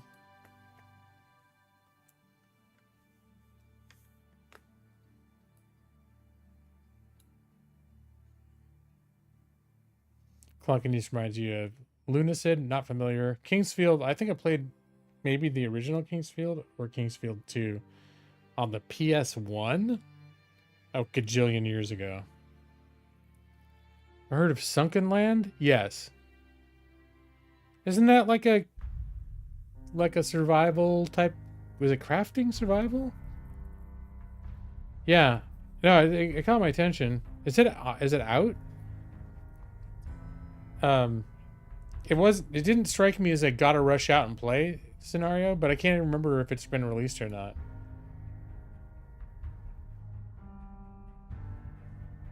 The golf streams? What? I'm seeing, and Evie's all excited about my golf streams. I didn't know anyone really liked them like that much. I know people didn't hate them. It's in early access. It came up in your feed the other day. Yeah, I think I heard about it some time ago, like a few months maybe, because I know I've seen trailers for it and looked at it. But it didn't leap out. Like, it didn't put on my wish list. It didn't leap out at me. All right. Oh right, I forgot about the because I had my rival. I forgot about that. The game gives you your rival. Like, you'd get the in-game rival. I'd talk shit. That was fun, now that I think about it. The shit talking. All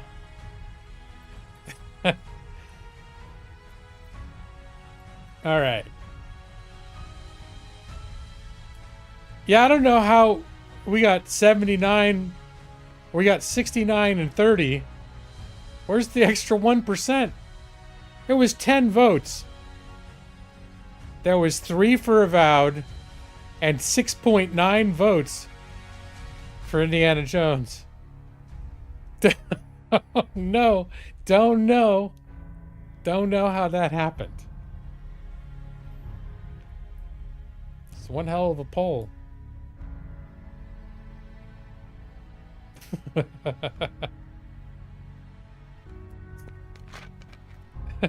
don't know. I guess YouTube's got a sense of humor. Like, hey, you know what we'll do? We'll program it so if anyone gets 70% in a poll, we'll just bump it down to 69.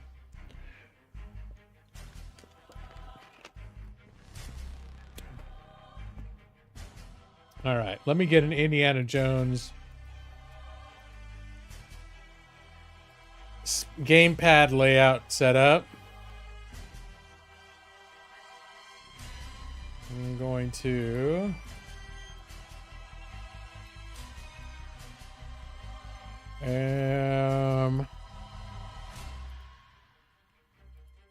Kate, rename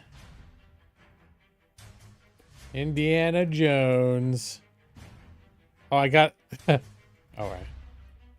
I had my fingers not lined up correctly, so it was like Indiana Hines or something. I was like, oh, whoops. Gotta move my hand over one key. We're not here for Indiana Hines. Indiana Jones, Great Circle. Great Circle.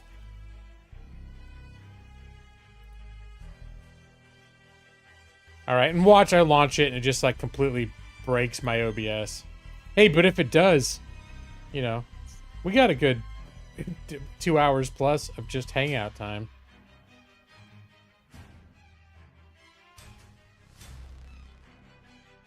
You love Indiana Hines?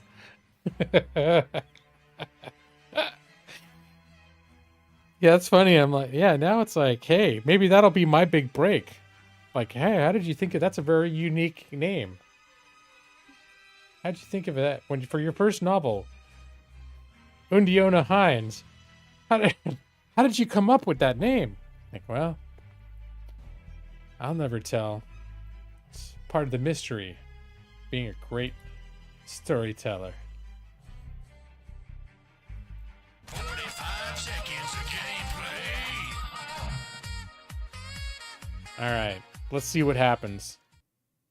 Let's see if it blows up my computer.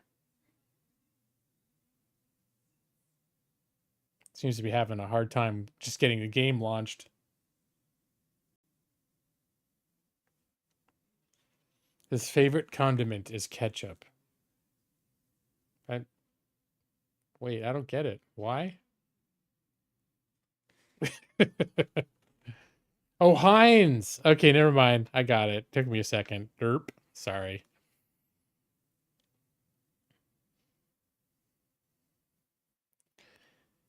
This might take a while, depending on maybe this is what maybe this is what Avery was trying to warn me about.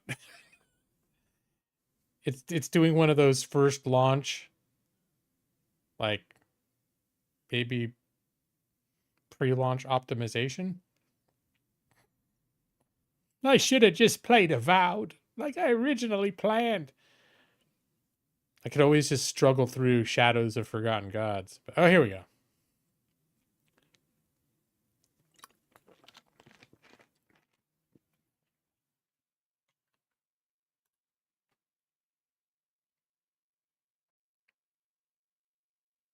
Oh yeah, there's definitely Heinz in America.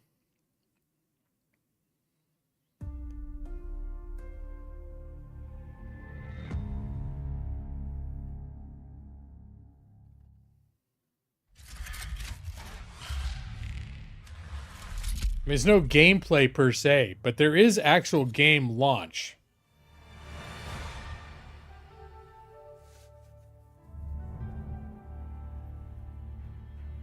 Ooh, there's the indie theme. I heard a hint of the indie theme.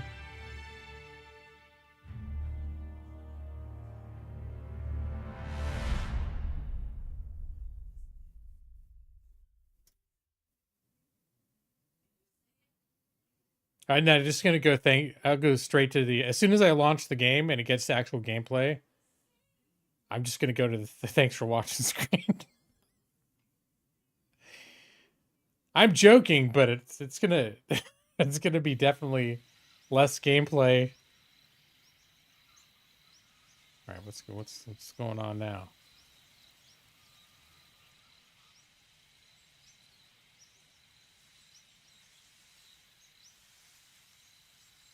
Downloaded items are available in the HUD and gameplay section of the options menu. All right.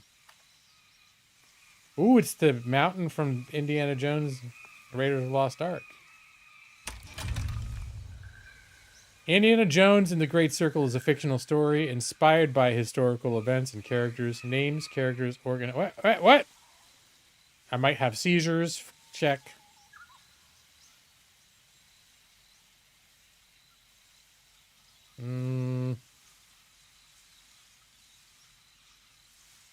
Yeah, I kind of like all this. Should I do closed captions, you guys?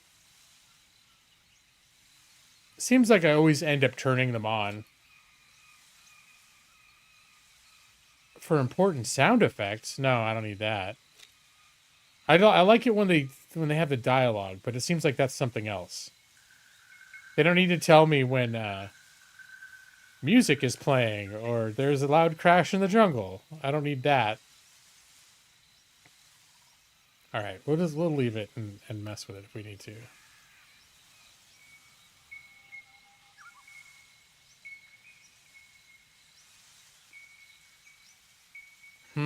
Probably I needed to go moderate, right? Light, because see, at this stage in my life, sometimes I like to go light, you know. who enjoy a lighter stealth and combat challenge. But let's see, this is for adventurer who wants a moderate stealth and combat challenge. Yeah, we'll just do regular. I could do hard or very hard. I know Brad would probably like to see me play very hard. Just because Brad enjoys watching me get frustrated and have a terrible time. But I know Brad wants me to do it so that I'll grow as a gamer. It's like tough love. Adventure experience. Default setting was, moderate adventure challenge. Exploration is not guided, and puzzles are more... Oh, this is about, actually, puzzle difficulty. Oh, we'll just keep that regular, too. You'd like to see me grow as a gamer and a person? Well, I'm definitely... My job has got me playing in hard mode. You know, if anything is... I know, I'm not going to talk about my job. But... we booked our flights for the wedding next month for a week and a half, and my boss knows that I have an end of April travel. She's aware that there's something happening in April, but I haven't formally asked for the specific calendar days yet. And I've been afraid to do that this week because I feel like she's already irritated at me because her perception is that I'm not whatever. I've been scared. I'm like, okay, I was gonna officially request the time this week, but I think I might wait until Monday because it's too close to her being just irritated at me. Yeah, I like this just fine. Full screen, widescreen's fine. Oh.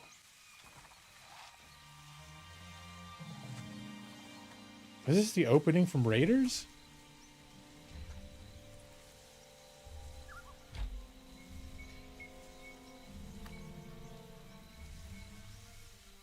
On.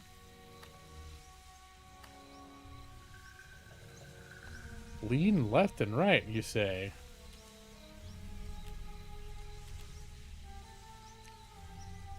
Left alt for block parry? I don't like that. Can I do mouse 4 for that, please? No. They don't want me to use mouse 4 for that. Wait, did I select it good enough? Mouse 4. All right. I don't have a left alt programmed in my speed pad. I'd have to replace Z, and they're already using Z for lean left.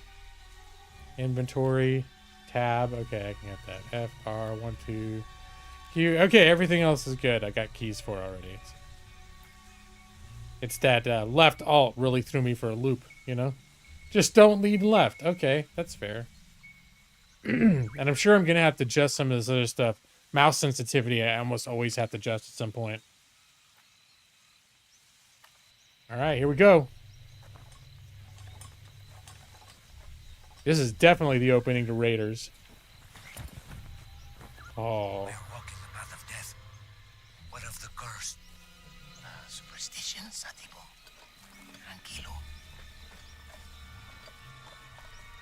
All right, I definitely need some upped mouse sensitivity. Let's take this. Oh, wow. How high is it? 287? Who invents these number scales? Horizontal sensitivity scale? What the hell does that mean? Okay. But now have I overdone it? All right, let's reel it back in a little. Wow, I don't even want to see what 297 looks like. All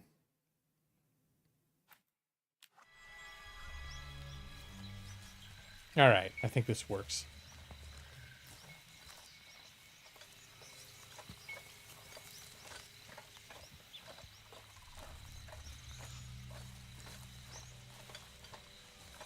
Am I not supposed to be in front of this guy?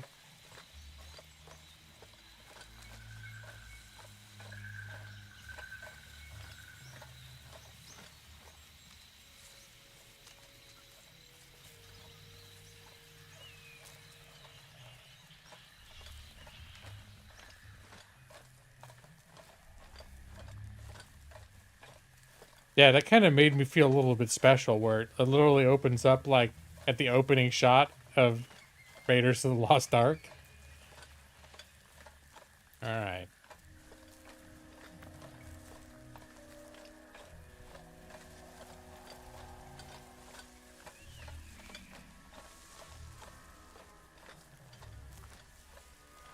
What was that sound?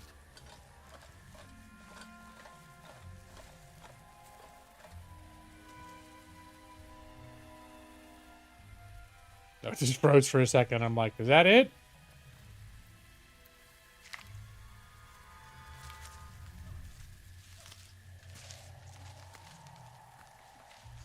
It's the Clear Path minigame.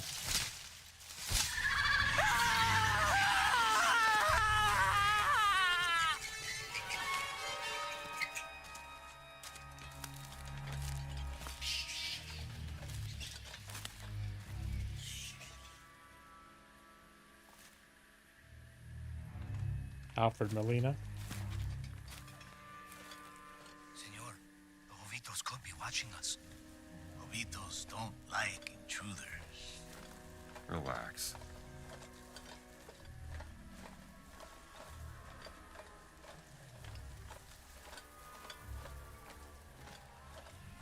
It's Doc Ock, yeah.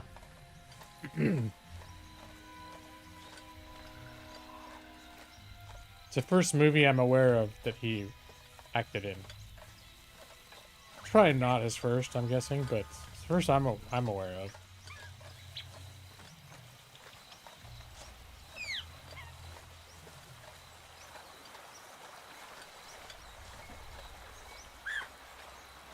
I'm just curious.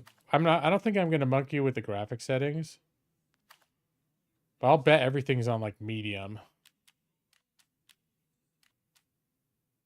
Motion blur high.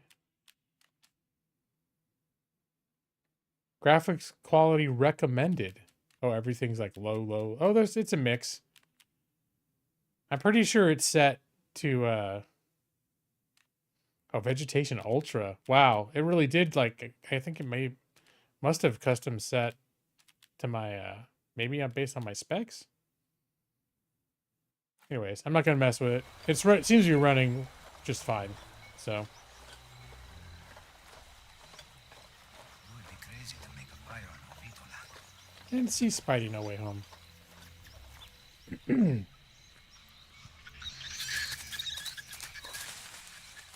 Pentium 2. Warriors of the Clouds. My thought journey through the ruins of the Chachapoyan culture. Yeah, I'd probably get in trouble for that. By Maria Smirnova. Is that a name we know from Indiana Jones lore? This was Forrestal's favorite. Why did they leave these things behind? I think they were intent on coming back. How's the volume? Is it loud enough?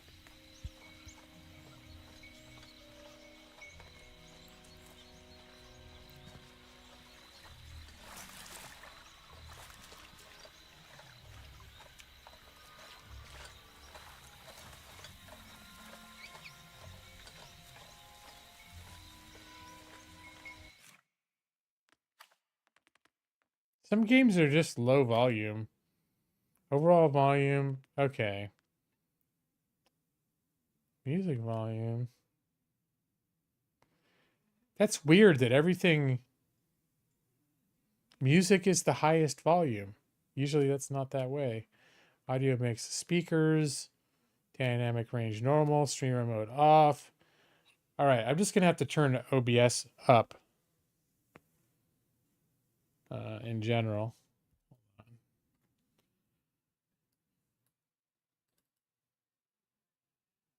You think it sounds loud enough, but don't you listen? Don't you have headphones on, Evie? Am I trying to remember once where my stream sounded good to you because you were in headphones, but people that were just trying to like listen on their phone or whatever weren't hearing things well. I want to say that happened like once where I was like, okay.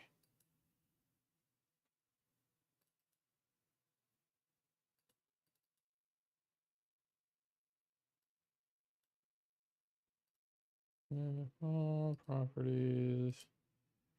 This up a touch. Turn this up a touch. Now you have to let me know if it's too loud. Oh, you have it on your TV. Okay. Undiona Hines? You can't find it on... I love that.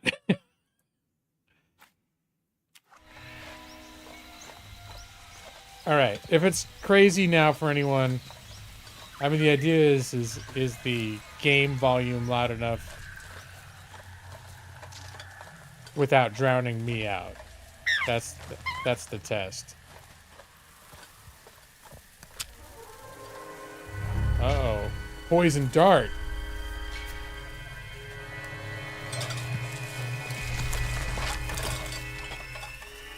Ovitas are near. Poison is still fresh, 3 days. They're following us. If they knew we were here, they would have killed us already.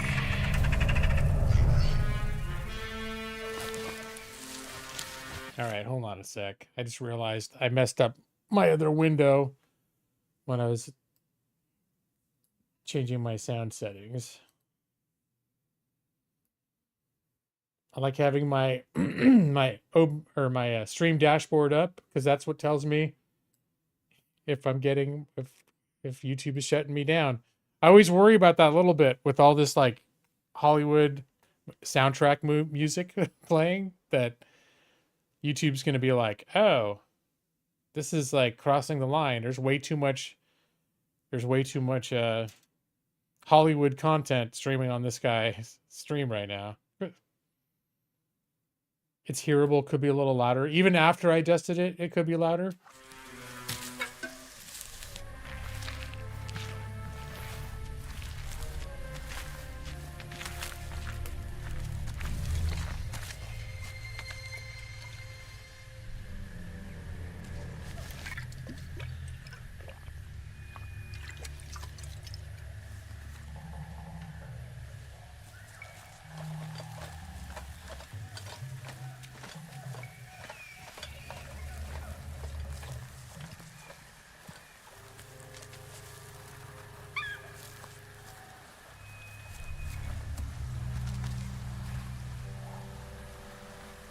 Oh, just put your fist down, dude.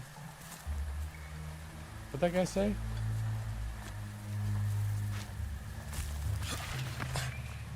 That was a little awkward. You'd hold for now in case you get super... Yeah, that's what I'm thinking too, because this is a relatively... Like, everyone in the game right now is even whispering and stuff. We're going through the... jungle telling us to turn back. Go on, senor. Satipo will help you move the tree.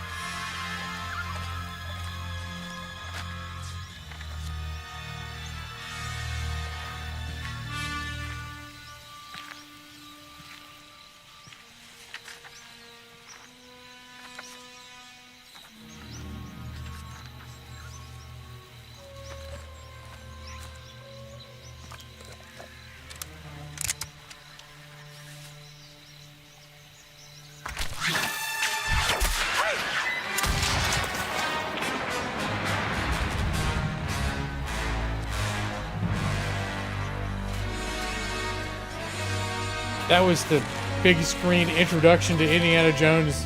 The first time you see his face in Raiders.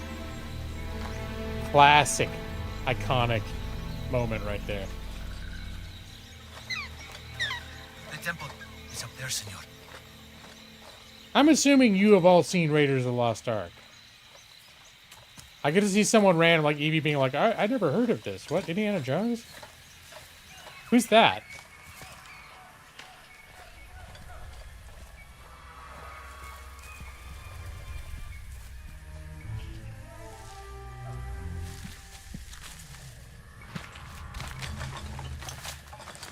This is it. This is where Forrestal cashed in. A friend of yours?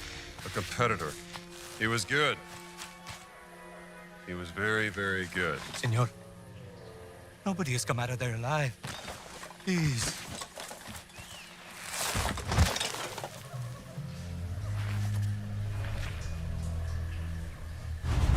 You first, senor. Haven't watched it. Mm-hmm. Typical Evie. You don't remember if you were sad to watch it being in? Really? Ever? You guys.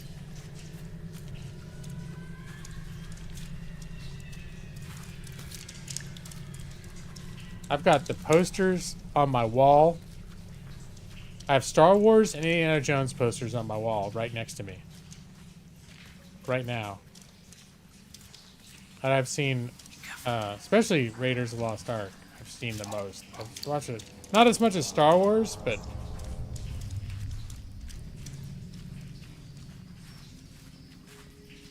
I've watched it quite a few times.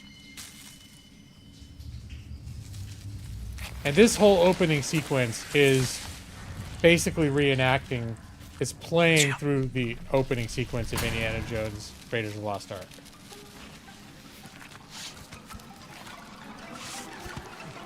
I think The Last Crusade is more fun.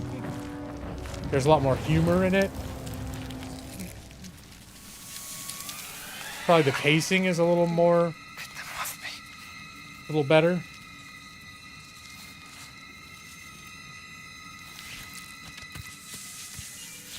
There's definitely a lot to like about Last Crusade.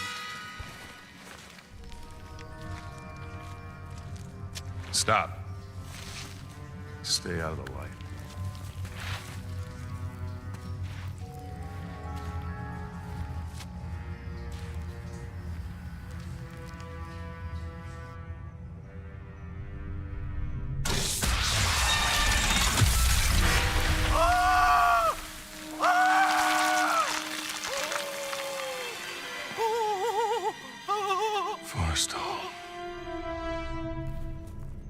You said he was very good.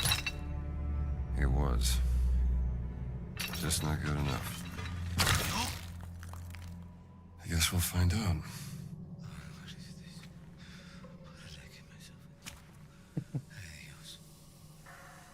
Christopher Gold, I agree. Crystal Skull. Yeah, Crystal Skull. I mean, I haven't hated any of them.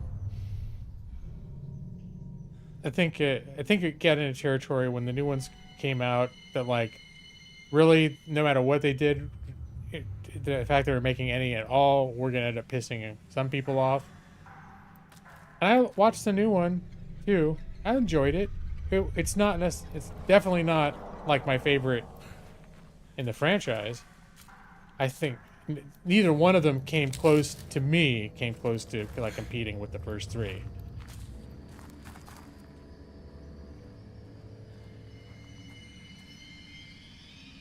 Simply having the captain from The Hunt for Red October. Oh yeah, there you go. No, Sean Connery for sure. A lot of classic films you should have watched. That's where I'm just like, but those are mine, like Star Wars. Now, I didn't see Indiana Jones in the theater. You know, the funny thing is, I think the first time I saw it was it was before we had our own VHS player for videotapes. We went to my parents', like my dad's best friend's house, and they had a VCR, a video player. And so we went before, and it was a big deal. Like, they were the first people we knew that had one. And on our way over there, we went to a video store and chose a movie. And I was obsessed with Star Trek the Motion Picture at that point. I'd seen that in the theater, and it was out on Showtime. And I watched it every single chance that I could. And I remember it was in the video store, and I got all obsessed about it. My parents were like, and looking back, I'm like, I was like a 6-7-year-old kid. How the hell was I? That movie's kind of boring. I like it, but motion picture's kind of boring. And my parents were like, why don't we look for something a little more? Let's look. You've seen Star Trek a bunch of times, and like my dad's friend, all of his kids were girls, too, and so they're like, yeah, they may not be as into. No, specifically, I don't know why. I specifically remember this. They rented 2 movies. They rented Freaky Friday with Jodie Foster and Indiana Jones Raiders of the Lost Ark. And I think I was so disappointed that we didn't get Star Trek that I didn't enjoy either one of them. I did. It was okay. But I remember not being super impressed with Indiana Jones on my first watching, even though it had Han Solo in it, because it was because it just wasn't as good as Star Trek the Motion Picture.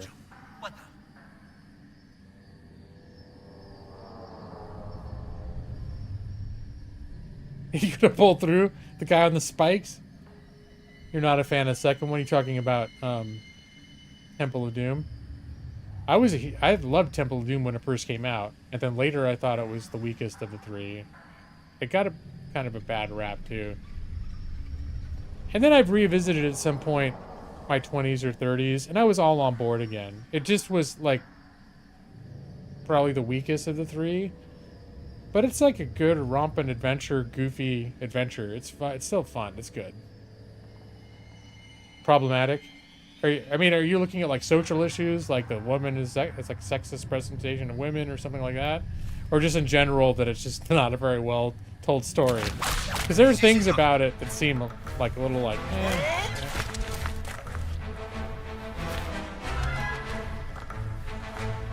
Like the female lead was a little like,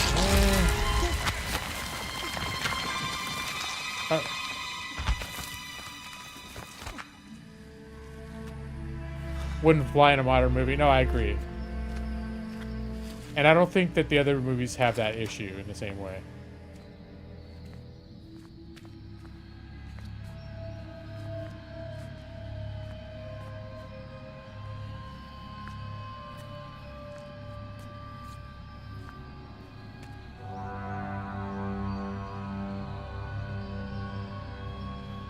Let us hurry.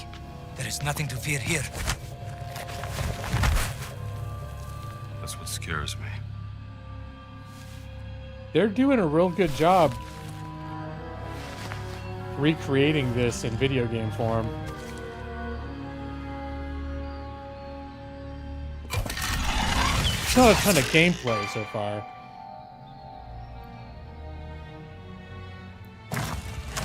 That did it. Why did I do that?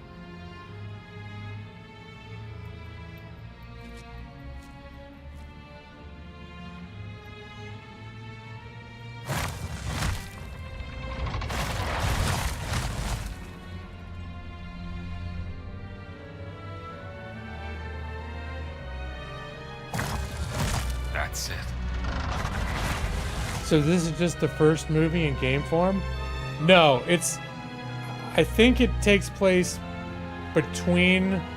Okay, so the movie chronology is a little odd, but technically Temple of Doom in the Indiana Jones timeline took place first. It was before like the Nazi era, and then this one was in the Nazi era, and then Last Crusade was after this. So this, I believe, the story of this, I'm not 100% sure because it's been a while since I've looked at the deets, but that the substance, the main part of this story, takes place between the two movies. I don't know, the sound, music, everything.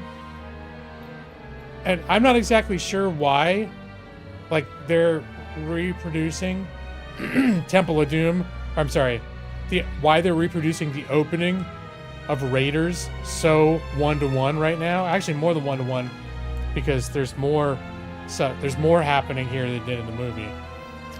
But I'm sure it's leading into something. I'm sure it's leading into like where it branches off into some other story. This looks promising.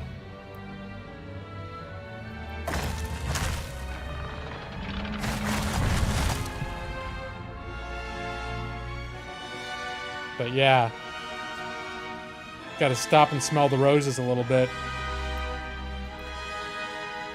Is there a field of view? It's occurred to me to check if there's a field of view option. It occurred to me it feels a little bit closed in.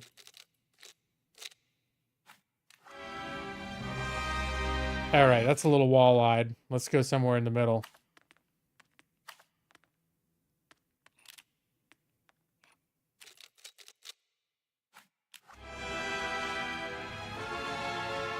All right.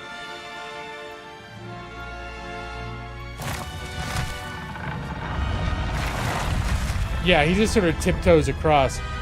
But even like the whole intro, like there's a scene where it opens up on him standing like in front of a mountain as they're walking. And there's a little scene of them walking through the jungle. But there was more of that here. Like they spent more time walking along in the jungle. Ow! That hurt! What did I... Oh, fuck. I thought I was past... I forgot there was more.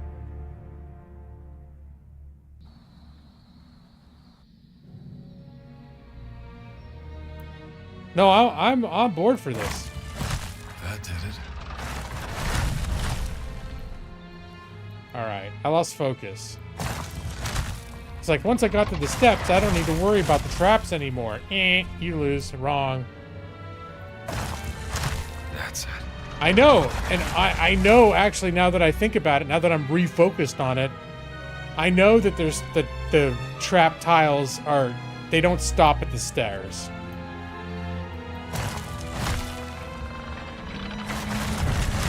I just lost focus. Because I'm yammering.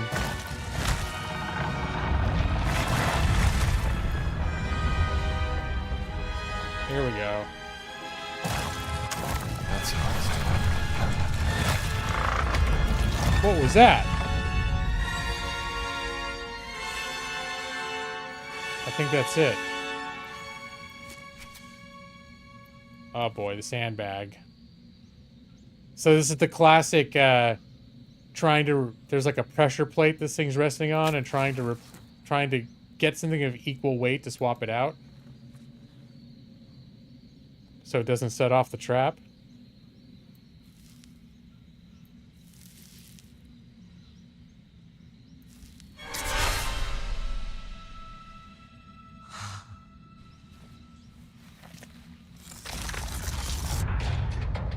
Whoopsie daisy.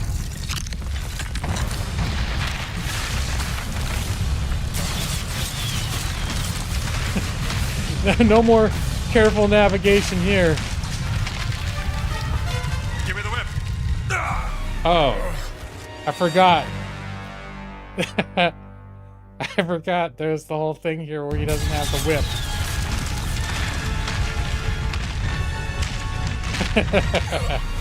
What? All I can do is run. Do I have to hit shift?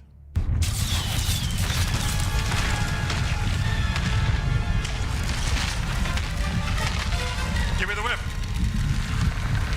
No me idle. No time. Give me the whip. Adios, senor.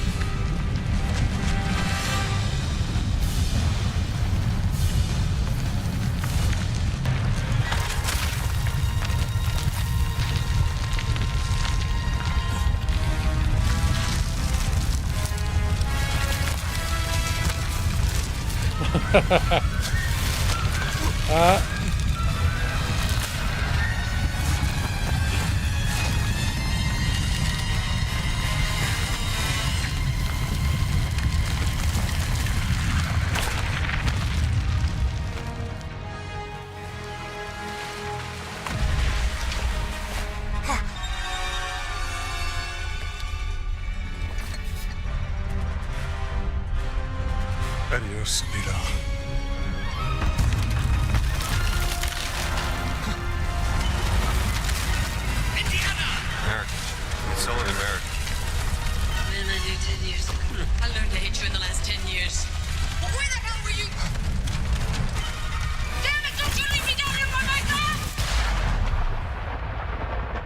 I think he's dreaming.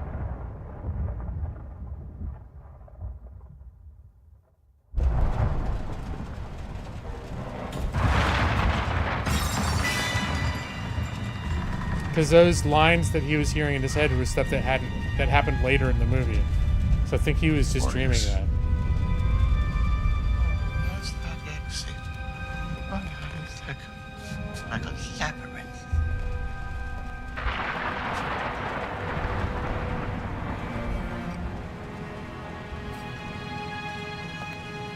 Lightweight.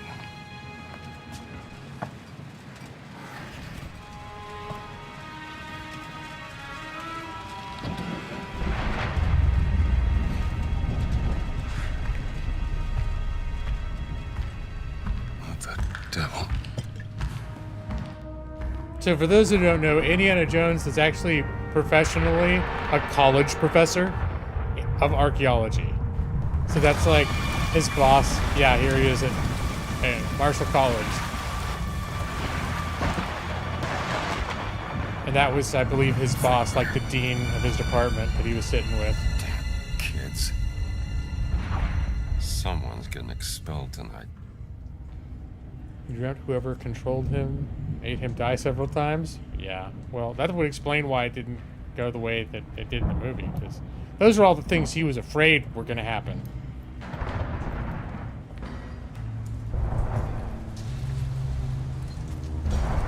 As far as I'm concerned, he might still be dreaming.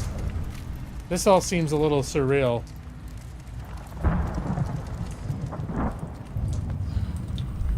Those are big footprints.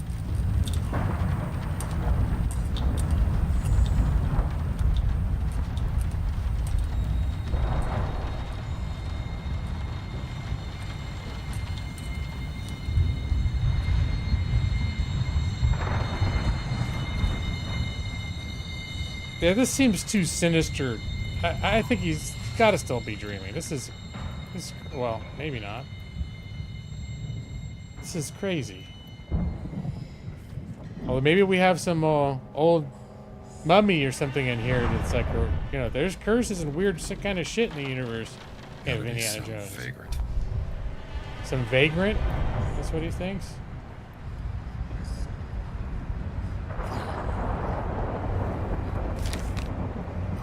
Ooh, a local map.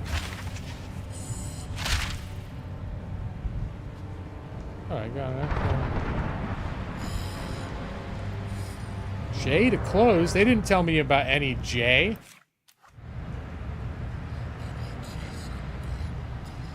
J to close. Okay. Gee. Golly. Now I've got to program J. J is not one of those keys that crops up all the time.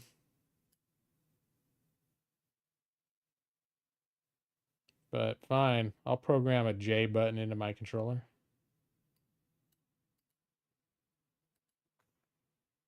J.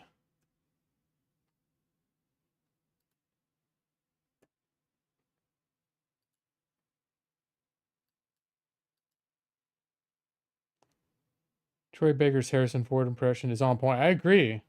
There's a funny video on PlayStation Access has him do some impressions of characters he's voiced. He has an impression of Nolan North. Ah, all right.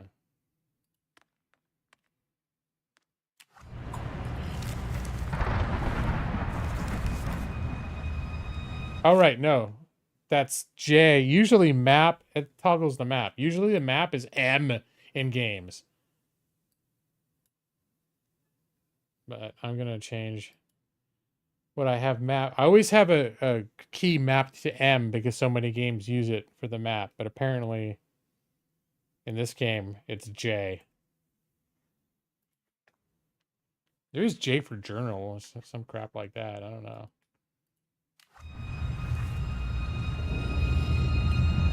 Oh, now I've messed up my second monitor. Okay.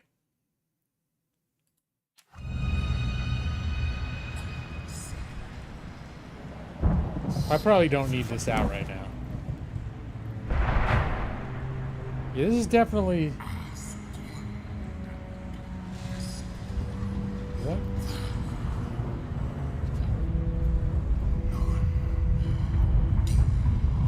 Nah, this has got to be a bad dream. This is like crazy.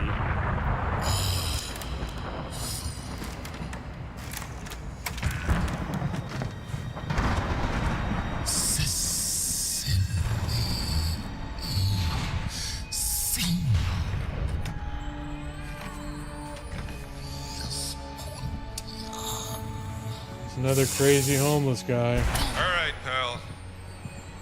You can't sleep here. Oh, shit. Who the hell are you? Yeah, he really does sound like Harrison Ford.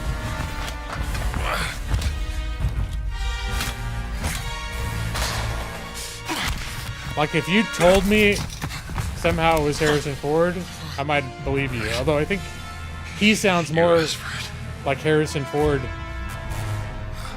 did then than actual Harrison Ford does now.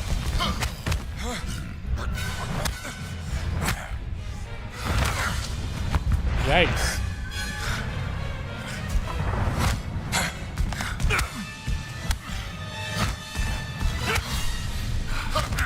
Put me down. Uh-oh.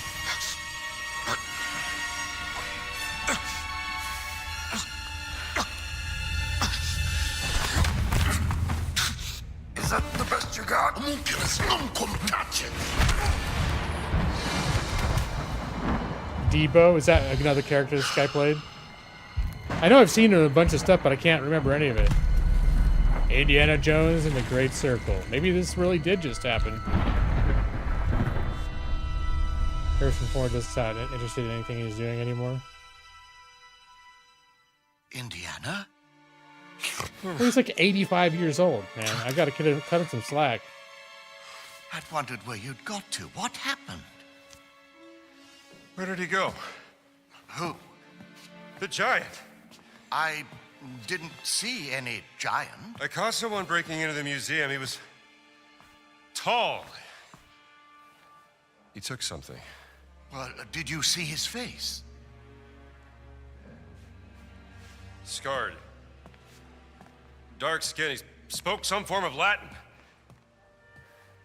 Latin? Well, that is a novelty.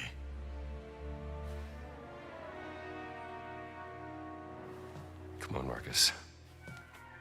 We need to find out what he took. Yes, righto.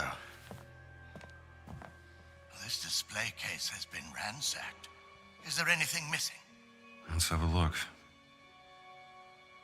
Hard to believe this isn't Harrison Ford.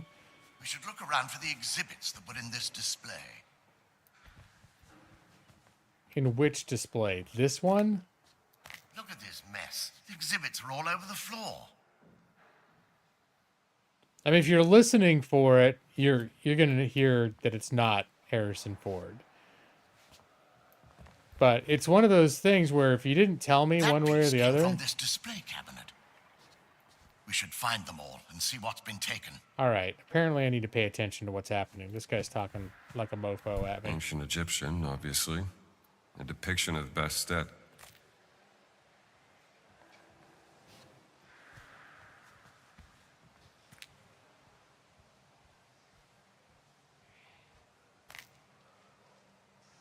Is there some reason for me to know which thing goes where?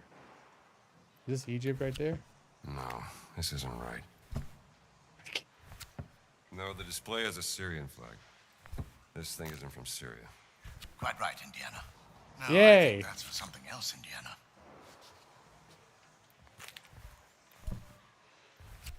No, this won't fit on that display stand. All right, I'm just going to put this. A mask or a helmet might.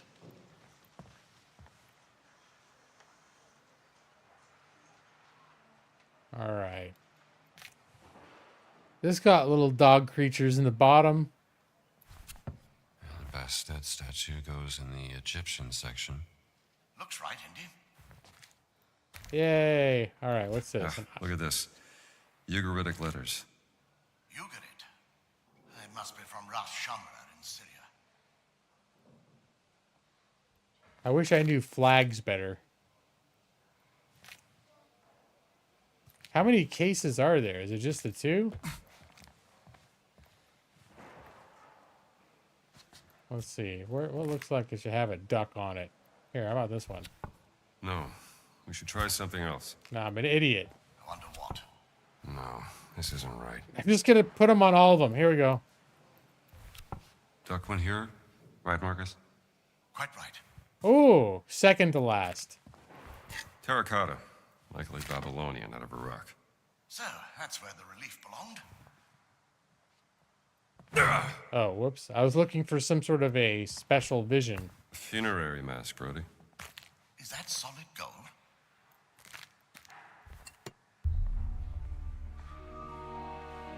Ah, well done, Indiana.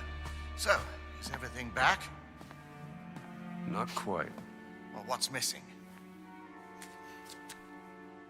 SW 003. What was that? Seaway expedition. He took the cat mummy, Marcus. The cat mummy? But why?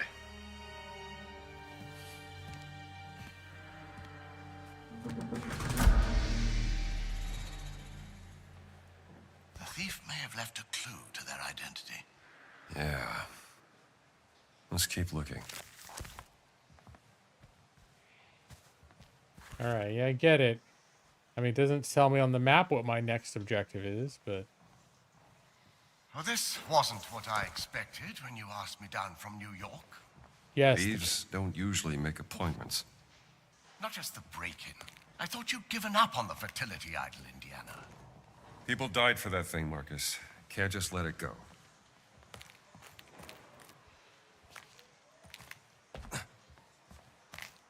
Alright. I don't think there's anything else to see in this room. The manual contains game instructions. Alright, I think I'm not gonna mess with this right now. I hope I don't need to read the manual to understand what I'm doing somehow. Like, oh, you're losing because you didn't read the manual.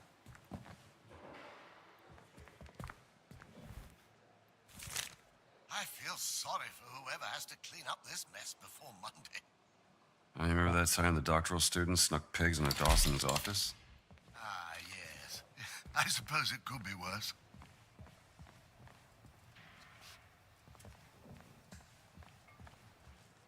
I have a feeling this game is going to You do prevent... look worse for wear, Indiana. Must be something here to patch me up. I'm sure the nurse won't mind you helping yourself. Just what I needed. 3 to equip bandages. Wow. I have more? Oh, that was it. All right. Yeah, I have a feeling this game's going to give me a lot of like things to read that don't have a lot like direct bearing on the story. They're just kind of like interesting, like, hey, 1930s stuff. Maybe it will have to do with the story.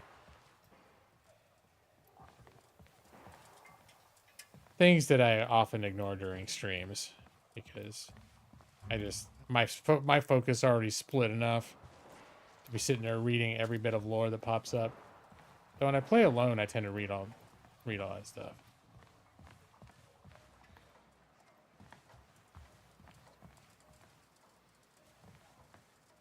Oh, I have a splitting headache after burning the midnight oil last night.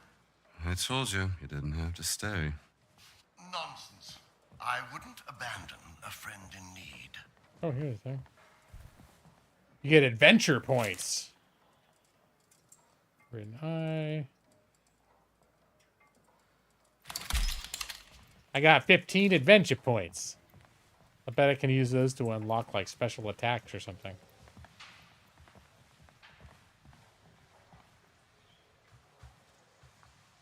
How did they get out? The front doors were locked. Wow, this looks heavy. Broken window. Marcus? Maybe he Help me got out here. The same way he came in. Coming, Indiana.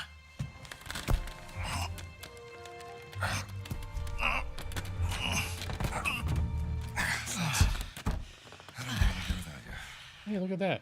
Oh, don't mention it.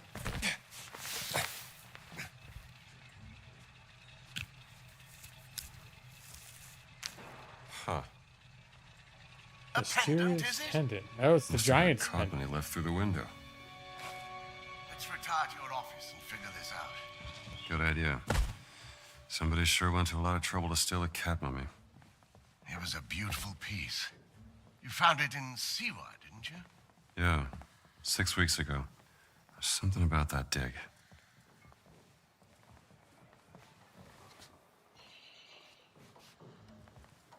All right, now what are we doing? We can work this out in your office, Indiana. Oh.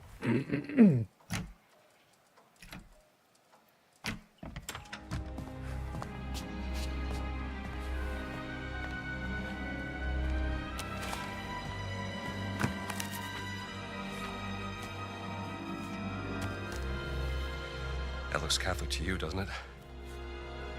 That's the sigil of the Vatican Secret Archive, if I'm not mistaken. Uh-oh. This isn't just about a cat mummy, Marcus. What are you going to do, Indiana?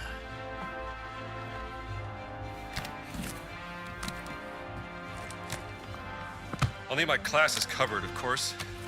Indiana... Dawson seems the likely choice. Maybe Kittredge? Oh, look. Someone's left you a gift. How long has that been in there? I haven't opened this suitcase for a year. Oh boy, what is it? Not since Cairo. Marion? So his You lady aren't going to interest open it, Indiana? from Raiders? It's a beautiful journal, isn't it? Who's it from? Marion. For your next adventure. Doesn't say. Doesn't say.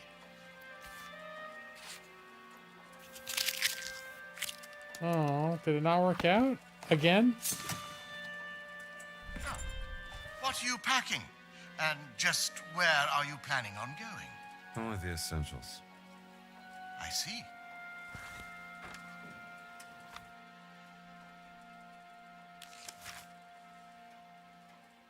Oh, Mussolini's black shirts. Okay, so there's notes. Okay. Travels? Oh, this is kind of cool.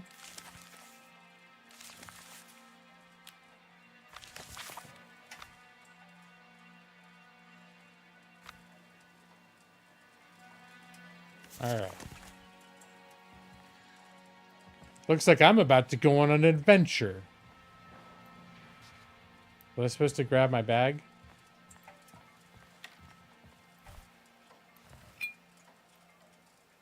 You know, you can talk to me, Indiana, about Marion. There's nothing to say, Marcus. I don't want to know what happened. Do I need to put more stuff in there? I feel like I need to pack that bag. This will be a nice gift. She rang me. Did I tell you that? 2 months back, when you left for Siwa. All right, so oh, my whip. Of course I need my whip. Son of a bitch.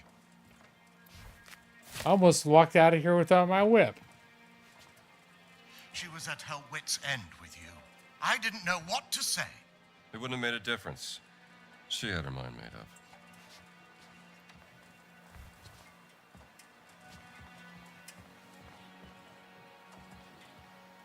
Yeah, I would say those of you who've never watched Indiana Jones need to rectify that. But I also am like, is it just one of those movies that everyone who was around back then thinks is great, but if you guys watched it, you'd be like, oh, that's kind of boring.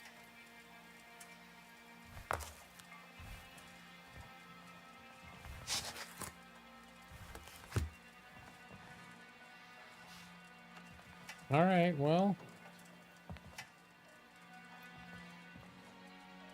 Only been a year. He's aged a bit. Is it a year since Raiders? Oh, it definitely is nostalgic.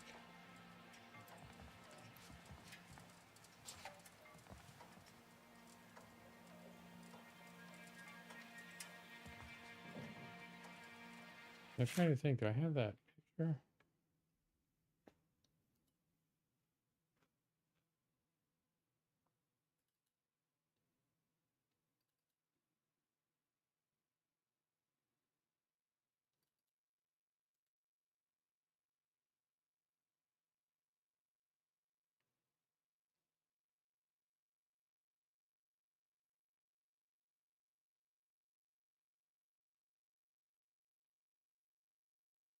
I was just trying to see if I could find the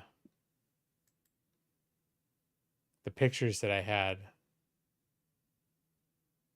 of my Indiana Jones posters.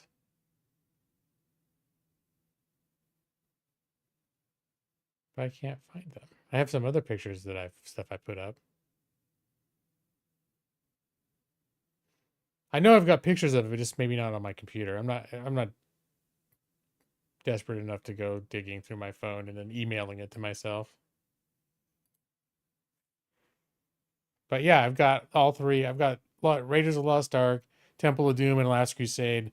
Like literally, I can reach out my left arm and touch the frames on the wall next to me. So that's just some indication of my bias towards Indiana Jones. Was it like I also really like Shawshank Redemption, and half the people in my chat who've watched it like thought it was either bad or just didn't care for it. What? So I'd hate to be like, oh, you guys got to go out and see Indiana Jones, and then you watch it and you're like, that was boring. That would crush my soul. You're like, oh yeah, it was boring. I didn't like it. Oh, cat mummy photograph. Okay.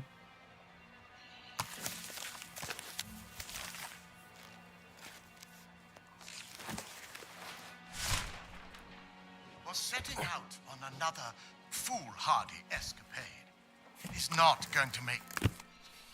Though I must admit I am intrigued. Why would the Vatican want your cat mummy?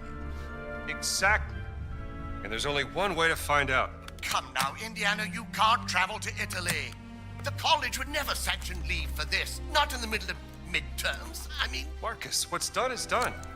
Maybe I shouldn't have gone to the Siwa expedition, but it was a once-in-a-lifetime opportunity. And when you got back, she wasn't there.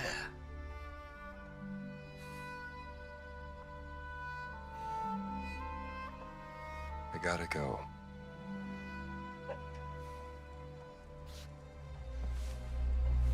All right, Moo. All right. Can't just run away from your problems, Indiana. It's his hat. Yeah. Watch me.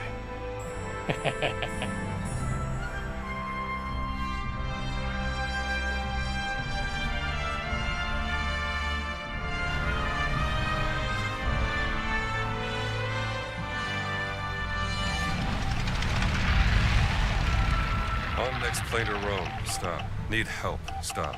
Meet me in Vatican. Stop. Indy. My friend, stop. Vatican not safe. Stop. We'll wait for you at village steps. Stop. Subtlety is a virtue. Stop. Antonio. Yeah. Vatican not safe. Huh.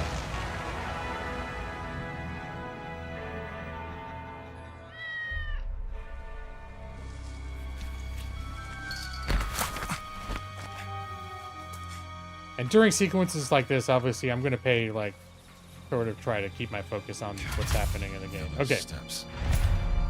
Should be on the other side of this fortress.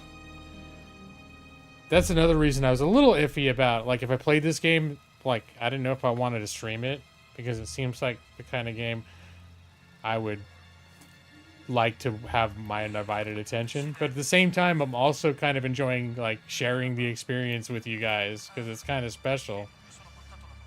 Did I ever watch Big Bang Theory? I did. Do you remember what Amy Farrah Fowler said about Raiders? I do not. They made a lot of pop references in that show. And I only ever watched any given episode once, really. So. Oh shit! Che cosa ci fai qui? I'm just a tourist, pal.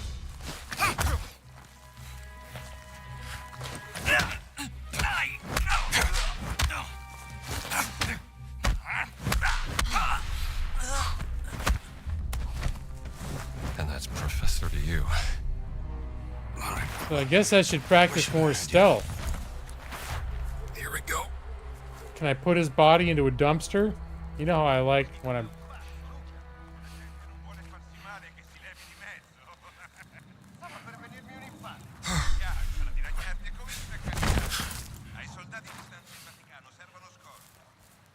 Is there like a... Okay, there we go. I was like, is there a stealth button? Yes. Are there places like I can actually drop the body inside of, like dumpsters and shit? That's the best place to hide bodies.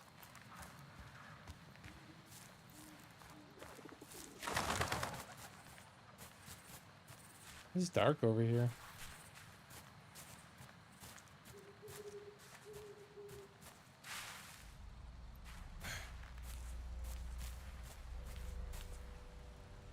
Was the stamina just still down from when I was beating him up? Because I realized I was taking stamina to do all of that. Or was it also going down from carrying the body? I know it was down while I was carrying the body. I just wasn't 100% sure if that was just I had not recovering from the fight, or if it was also the body.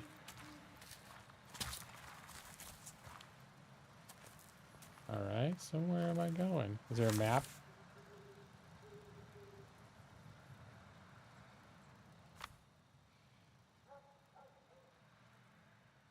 It drained when I dropped the body. Okay. Alright.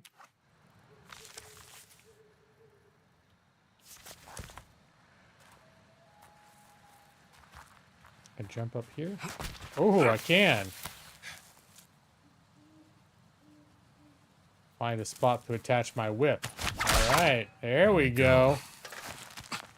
That's pretty cool. I'm Indiana Jones and so hard right now.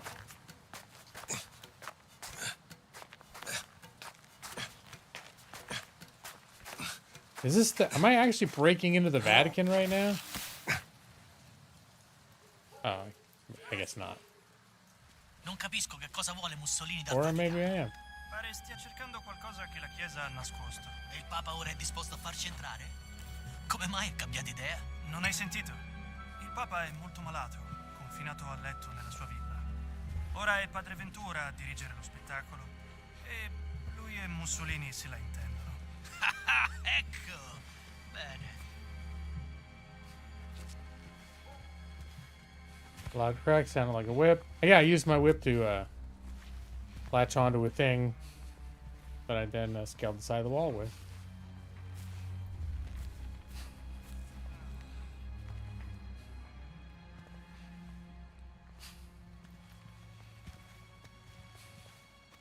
Over there. And down this building. Oh boy, okay.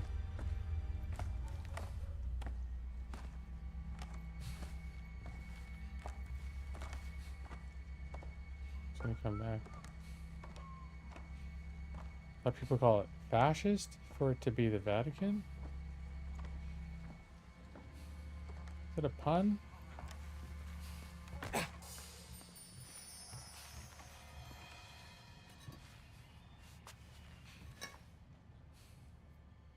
Are you surprised those two guys didn't hear it? Okay. Right, I can use it as distraction, but so far I have not seen a need to do so. So if I can find a way to just sort of get by them without making noises, I'll do that. But it's nice to, if I need it to make them turn the other way, I can do that. Can I just drop it?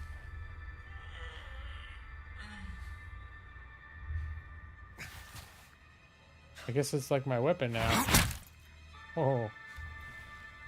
I guess I can fight with it now. I forget, how was I supposed to throw the thing? Walk slowly backwards off ledges to grab them. Oh, it was like that. Okay. Can I just drop it at all? I would love to just drop it. Fuck you! Okay, I thought it just fell. Can I just set it down? I mean, that's my thing.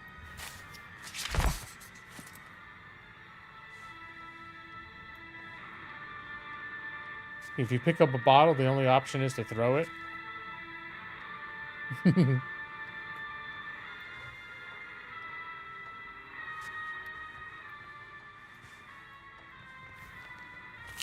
Ooh, a local map.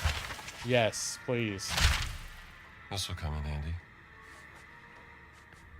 Alright, looks like my objective is this way. Does J drop it? Well, J is just like to open the journal, but I do feel like maybe I should experiment a bit. See, J? No, he just tucks it away. So use it as a weapon.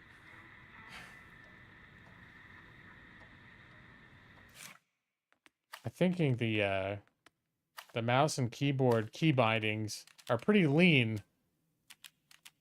For example, oh, J is in there. Okay. It seems like there wasn't as much stuff here. Okay, so J. Inventory, whip, grab, weapon, block, parry, throw, reload, unequip. Oh, let's see if unequip Q. There we go. All right, that does it.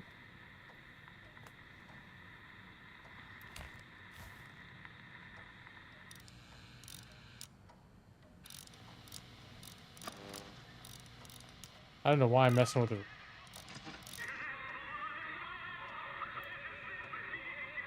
All right. Well, now that I know, I'll hold on to this. Oh, a key. Which locks to you, Wolfen?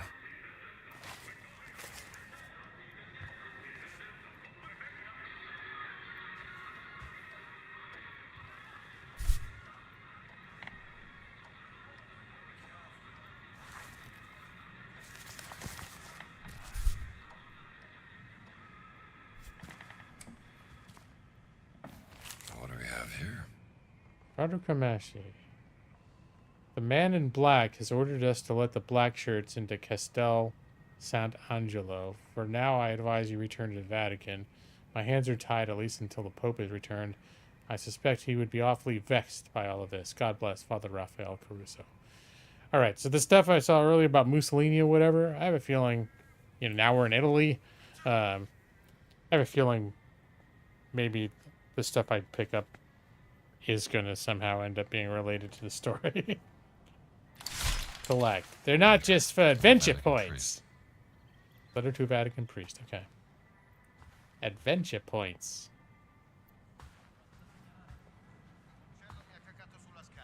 Oh, I'm seeing now fascist. The characters are identified as fascists.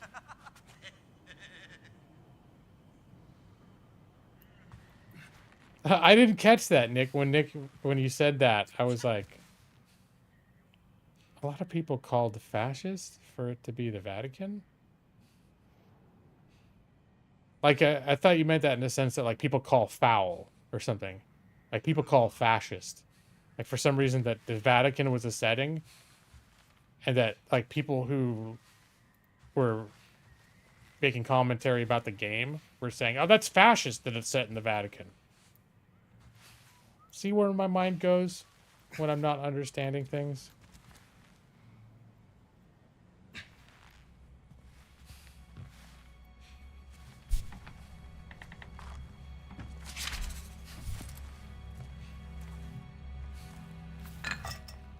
No, that's good too. It's even better than a candlestick. Lots of little places for me to hide behind. Yeah, looks like I'm... Wait, where am I trying to go? Now it's looking like I'm trying to go the other way. I'm seeing places to crawl. Alright. Requires black shirt key? Is that not what I picked up?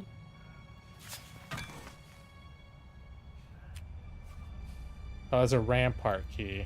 Okay. I have a gun?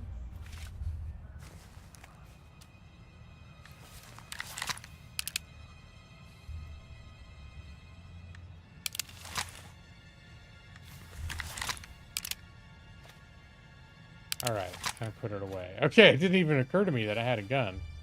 Can I just use my whip? Ho ho ho! Just hit F any old time I want. Subtitles on, you can't help but read them. No, that's fair. I think it's just the fact that when I'm streaming, my eyes are all over the place. And therefore, as you may or may not have noticed, no one thing I'm looking at gets my full attention, and then I miss a lot of everything. Yeah, the whip is super subtle. Yeah, got it.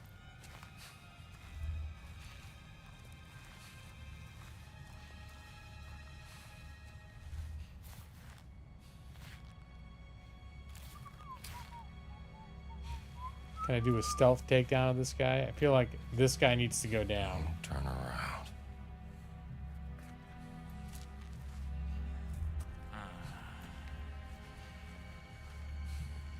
You've noticed? Alright, I feel like I absolutely need to take this guy down. Can I just do like a stealth takedown?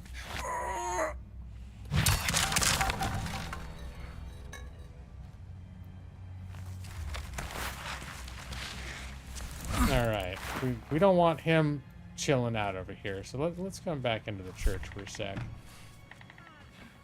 We'll just make it look like there was just a very boring sermon. It's just like, oh man, that guy just won't stop talking in Latin.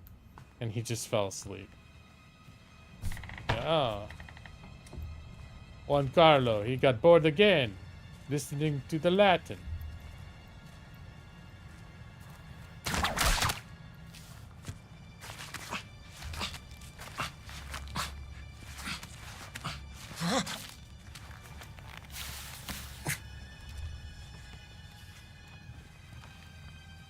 Oh.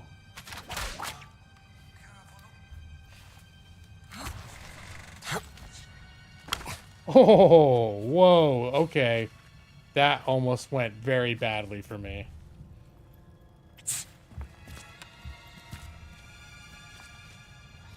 I'm like, I want to do an Assassin's Creed takedown, but I have a feeling I would die if I just stepped off at the edge. Indiana Jones was not known for his Assassin's Creed style takedowns.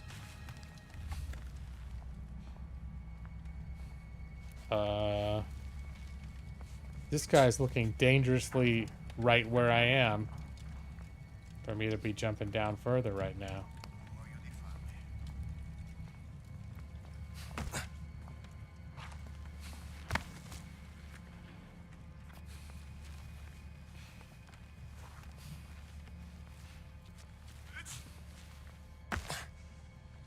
Guardhouse key. I do not have that. Do I need to take a key off of these guys?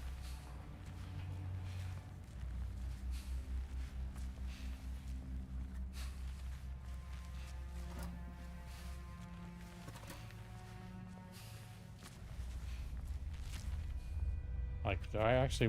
Why, is there a reason I want to go in the guardhouse? I mean, there's always... Because you can go in a door, you know. Oh, shit.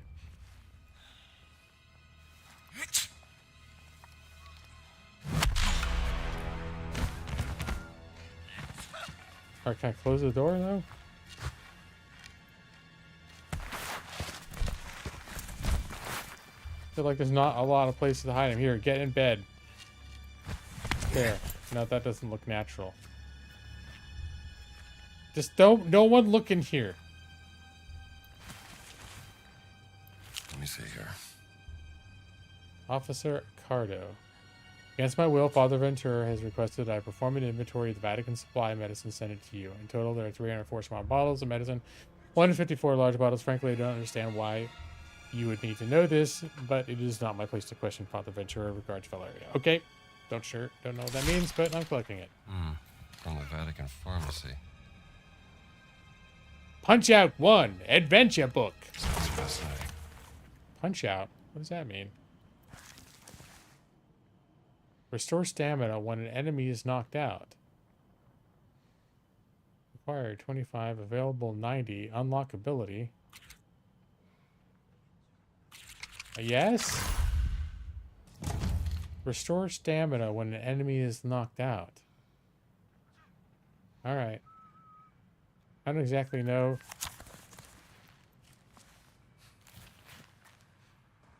how that's going to be super helpful, but... Hey, the guardhouse key! I am fascinated with picking up bodies.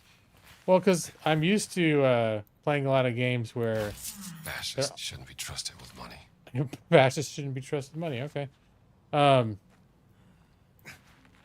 Where when you knock people out, there are very good places to be able to hide bodies, and that is like a core mechanic of the games that allow you to do that. So I think it's just my instinct to be like, I've knocked someone out, I'm gonna hide the body. And the first tutorial tip was like that. You're like, hey, you can carry the body after you knock them out, so that people don't notice it. You can hide it somewhere. So it's not like a weird, I guess all this is say, it's not some weird freaky deaky thing that I'm doing because I'm an odd, you know, I'm odd. It just happened so far that when I picked up the bodies, there haven't been amazing places to put them. I know this guy is just like walking right. Oh shit, there he is. Ma che c'è qualcosa di strano? Ah, niente.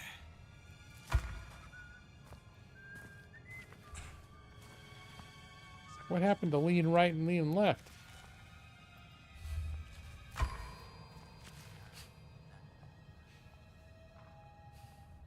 I feel like I'm gonna knock this guy out pretty soon.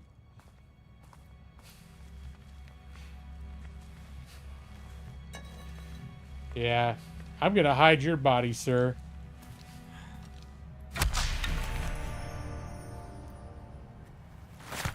I'm doing it again. It's my freaky deaky carrying body fetish. There goes that weird G-Law. He just loves picking up all the bodies. That's nothing weird about that. You know, don't look at me. Don't look at me like that. All right.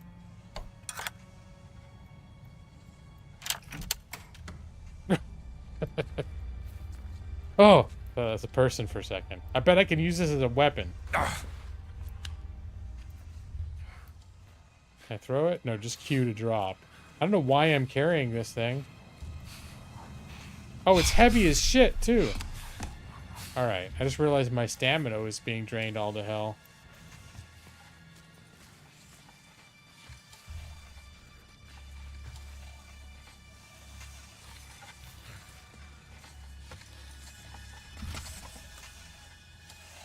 Oh, bullets. Okay. More money that I can take away from the fascists.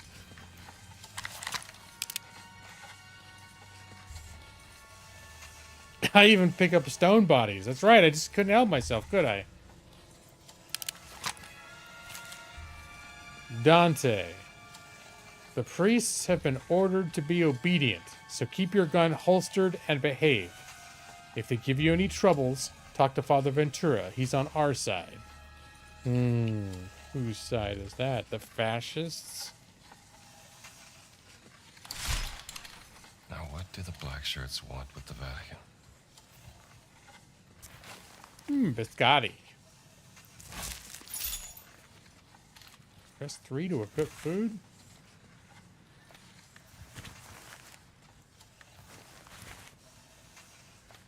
Alright, just gonna put that away for now.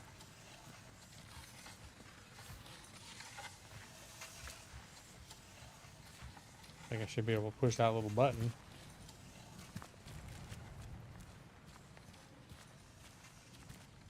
Ooh, more bandages.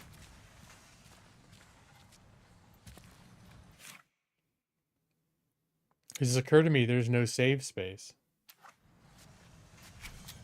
No save button.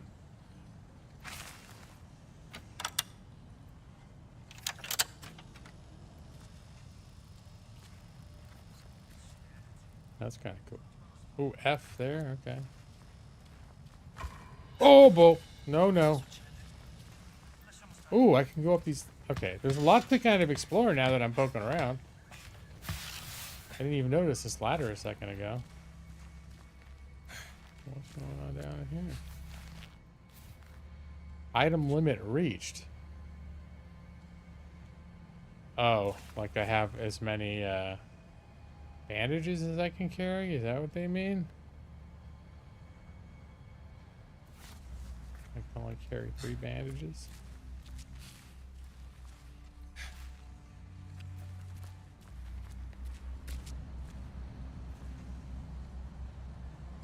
Isn't this going back the way that I just came from?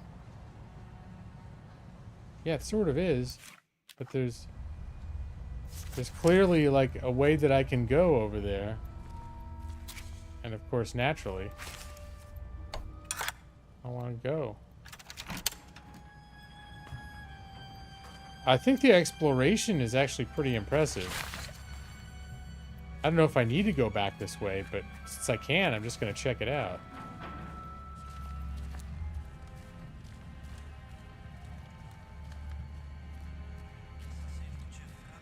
This is above where I was before. But is there now a place I can sneak up to back here? Like this gate? Rampart key. There we go. Wait a minute. Isn't this where I came in? Speaking of Pink Floyd The Wall. Alright, so I just found a shortcut back to the beginning. I think is what I've just discovered.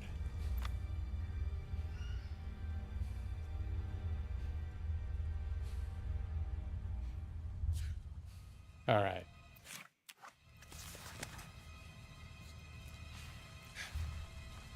So maybe that'll come in handy when I want to leave.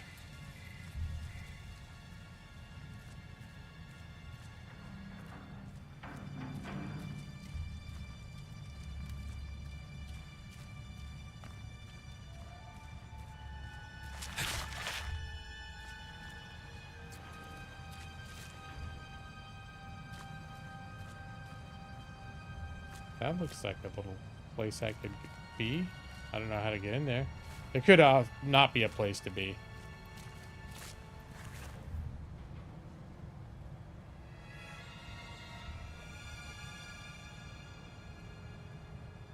Okay. Ooh. Oh, shit. There's a guy over there looking right at me. Can I get up on the roof, maybe? Way to be consistent, game. I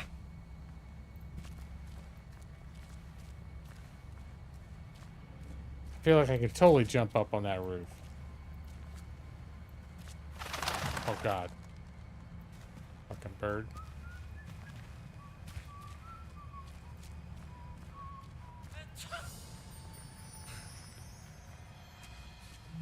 Uh-oh. Uh-oh, I'm cornered. Oh, I bet I could use my whip on that. I wonder if let's just hang back in this little nook back here. Oh, God. Diavolo, niente.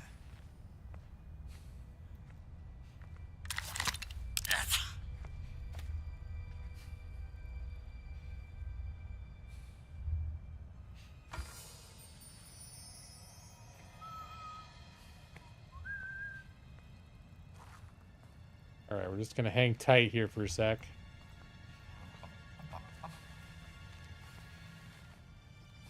Alright, that was a close call. You took 2 more steps, you would have had a bullet in the face.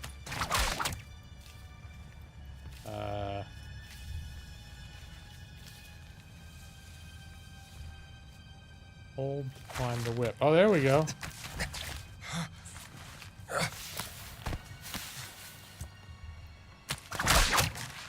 Getting closer.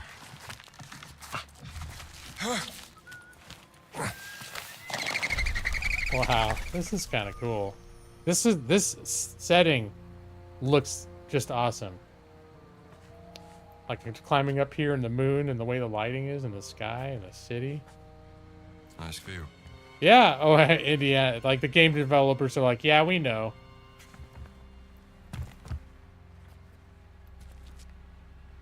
All right, where am I? I came this far. Oh my God, that made my balls tingle. I'm looking over at the edge like, ah, why? Okay, so I'm up here, but why am I up here? Oh, there we go. Wow, I'm one resourceful son of a bitch.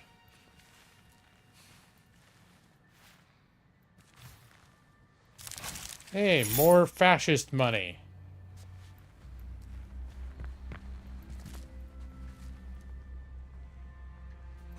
that a dog? Okay, I'm sure if that dog sees me, it's gonna try to fuck me up. Less than a minute ago. Okay, you know what? These checkpoints aren't exactly right next to each other. And as disappointing as this may seem, because I didn't start playing the game till like an hour ago, but I think I need to call it a night, you guys. I think I need to call it a night. I'm tired. I'm tired. You know, my stream was a solid like 3 hours, 45 minutes so far. That's not bad. I just haven't played a ton of game tonight. I gotta say, I'm not surprised that I'm enjoying the Indiana Jones, but it is clicking with me. Like I kept saying, I don't know if I'm really in the mood for that kind of game. It's definitely clicking with me. You P Rich, you think I'm having too much fun now? To stop? No. I am having fun, but not too much fun to stop. My sore ass in my chair is competing for my attention. So I'm making an argument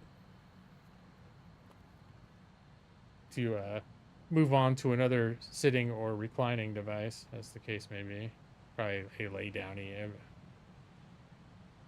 The living room is... We have people sleeping. Okay. Yeah, I want to quit the game.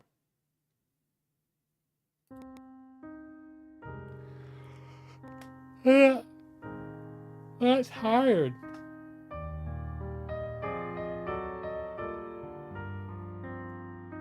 Yeah, anyone who comes to this VOD later is going to be like, what the hell's going on? They'll be like, hey, sweet Indiana Jones. And they're going to launch it, and they're going to see the Avowed trailer and a bunch of Avowed.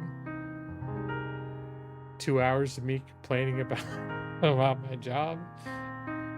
And talking about jobs in general. It's like Last of Us. Is Last of Us first person? For some reason I thought it was like a third person, but... You think it was more interesting than Avowed? Mainly because you have no idea what's happening in Avowed. Okay. Well, this game definitely seems like cinematic too. Like there's a little more.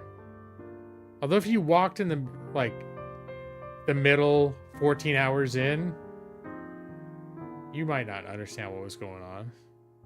Aside from beyond looking at moment-to-moment gameplay. I think Avowed 2 has a lot of story. It's like it feels very much like an Elder Scrolls game in that sense, where there's just a lot of like stories and side quests and stuff happening. A lot of talkie. Yeah. Oh, you guys. I'm sleepy. I'm a sleepy G-Law.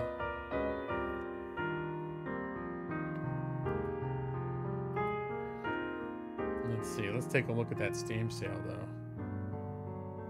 You need to pick the game up next time it's on sale. It's on my wish list, but if I to have it through Game Pass, I don't think it's a super long game, but I think it's somewhere in the neighborhood of 30. I'm curious to look on Steam.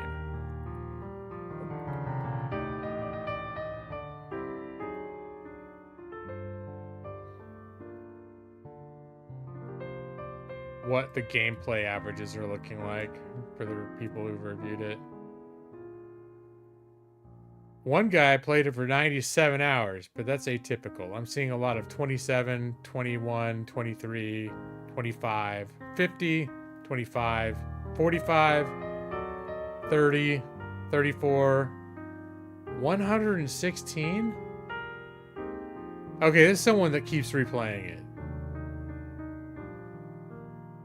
I'm guessing it's going to take me somewhere in the neighborhood of 30 to 40 hours. Did I buy any games for the Steam sale? Did it end? Oh, man. I wasn't even paying attention. Maybe it's for the best.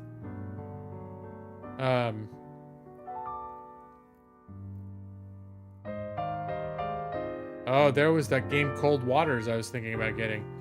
I did. The only thing I got for the Steam sale And again, this is promising, maybe something Brad would be happy to hear, and Nick.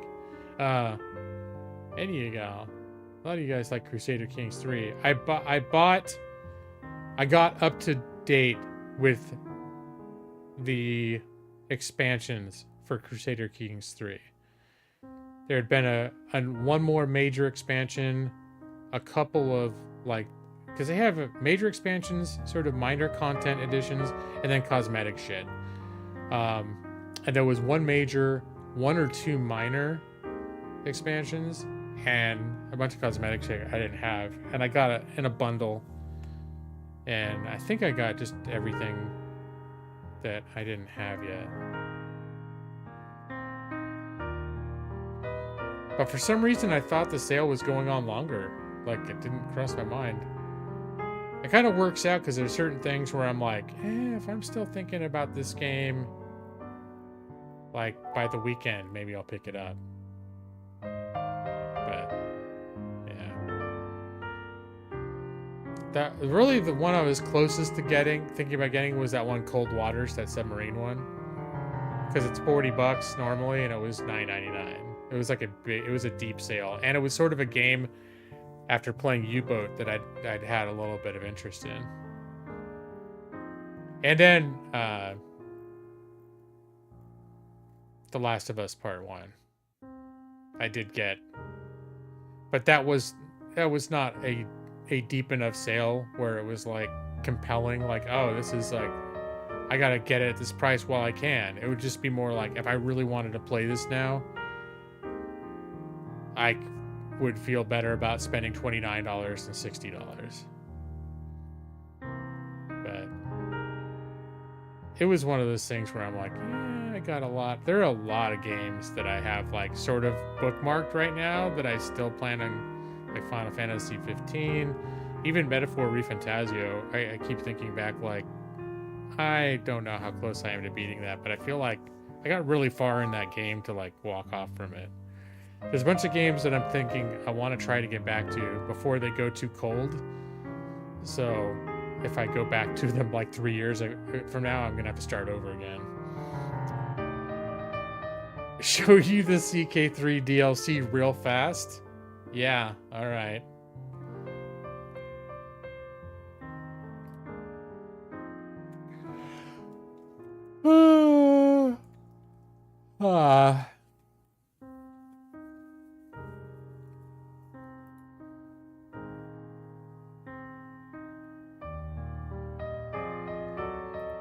Here, I can show you the, you know how I love showing you trailers, right?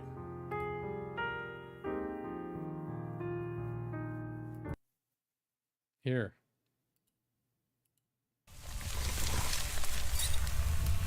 This is the most recent major DLC. Determined by blood. This is not entirely true.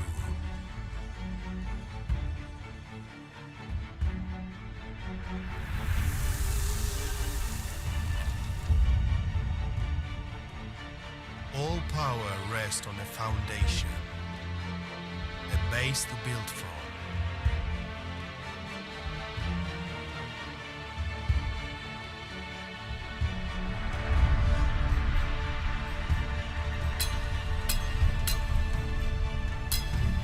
And every road traveled,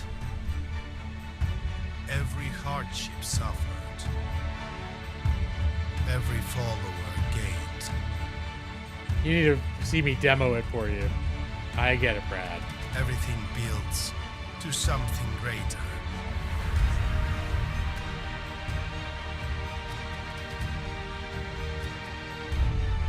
This dynasty will start with me.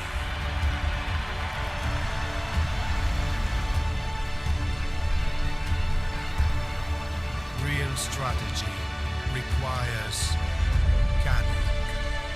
Yeah, that actually doesn't give a super strong idea of what that DLC is about.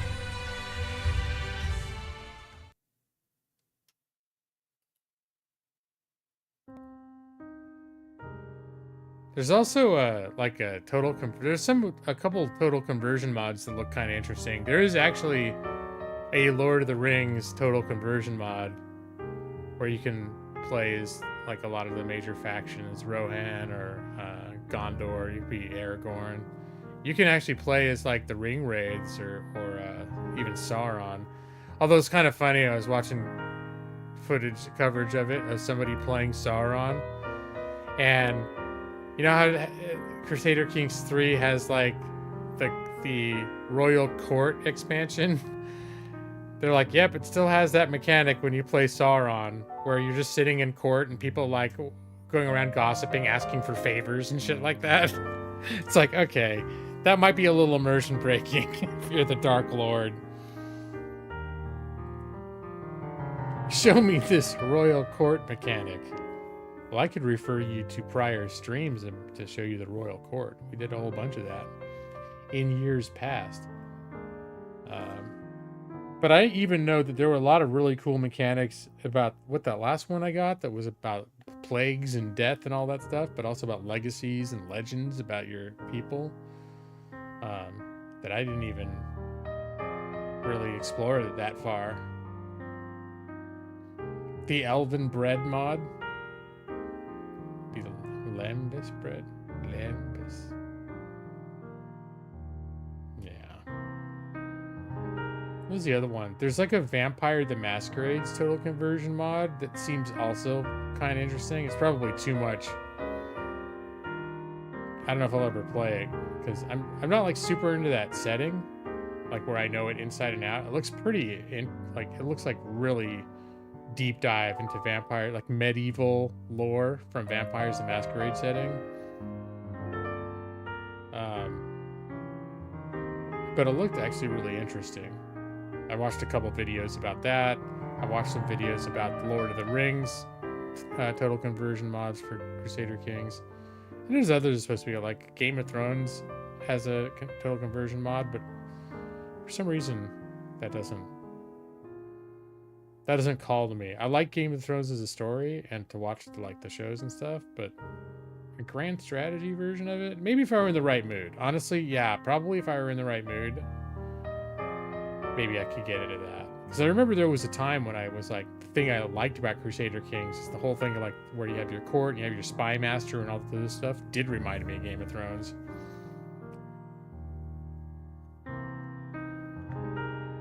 But all right, guys, I'm gonna wrap this up now.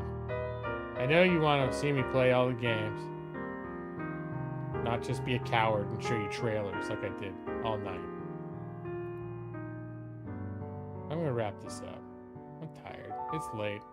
I'm worn down. I'm grinded down, you guys. Grinded.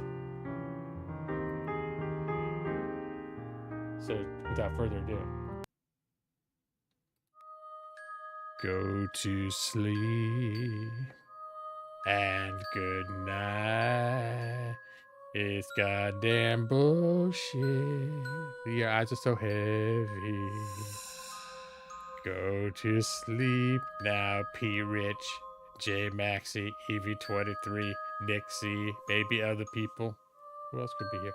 I'll be waiting for you in your dreams, Rockslide. Is Rockslide still there? Maybe Jeff. Who else? Joss? What could be here? Matus? Matus is one of those. It's one of those fellows that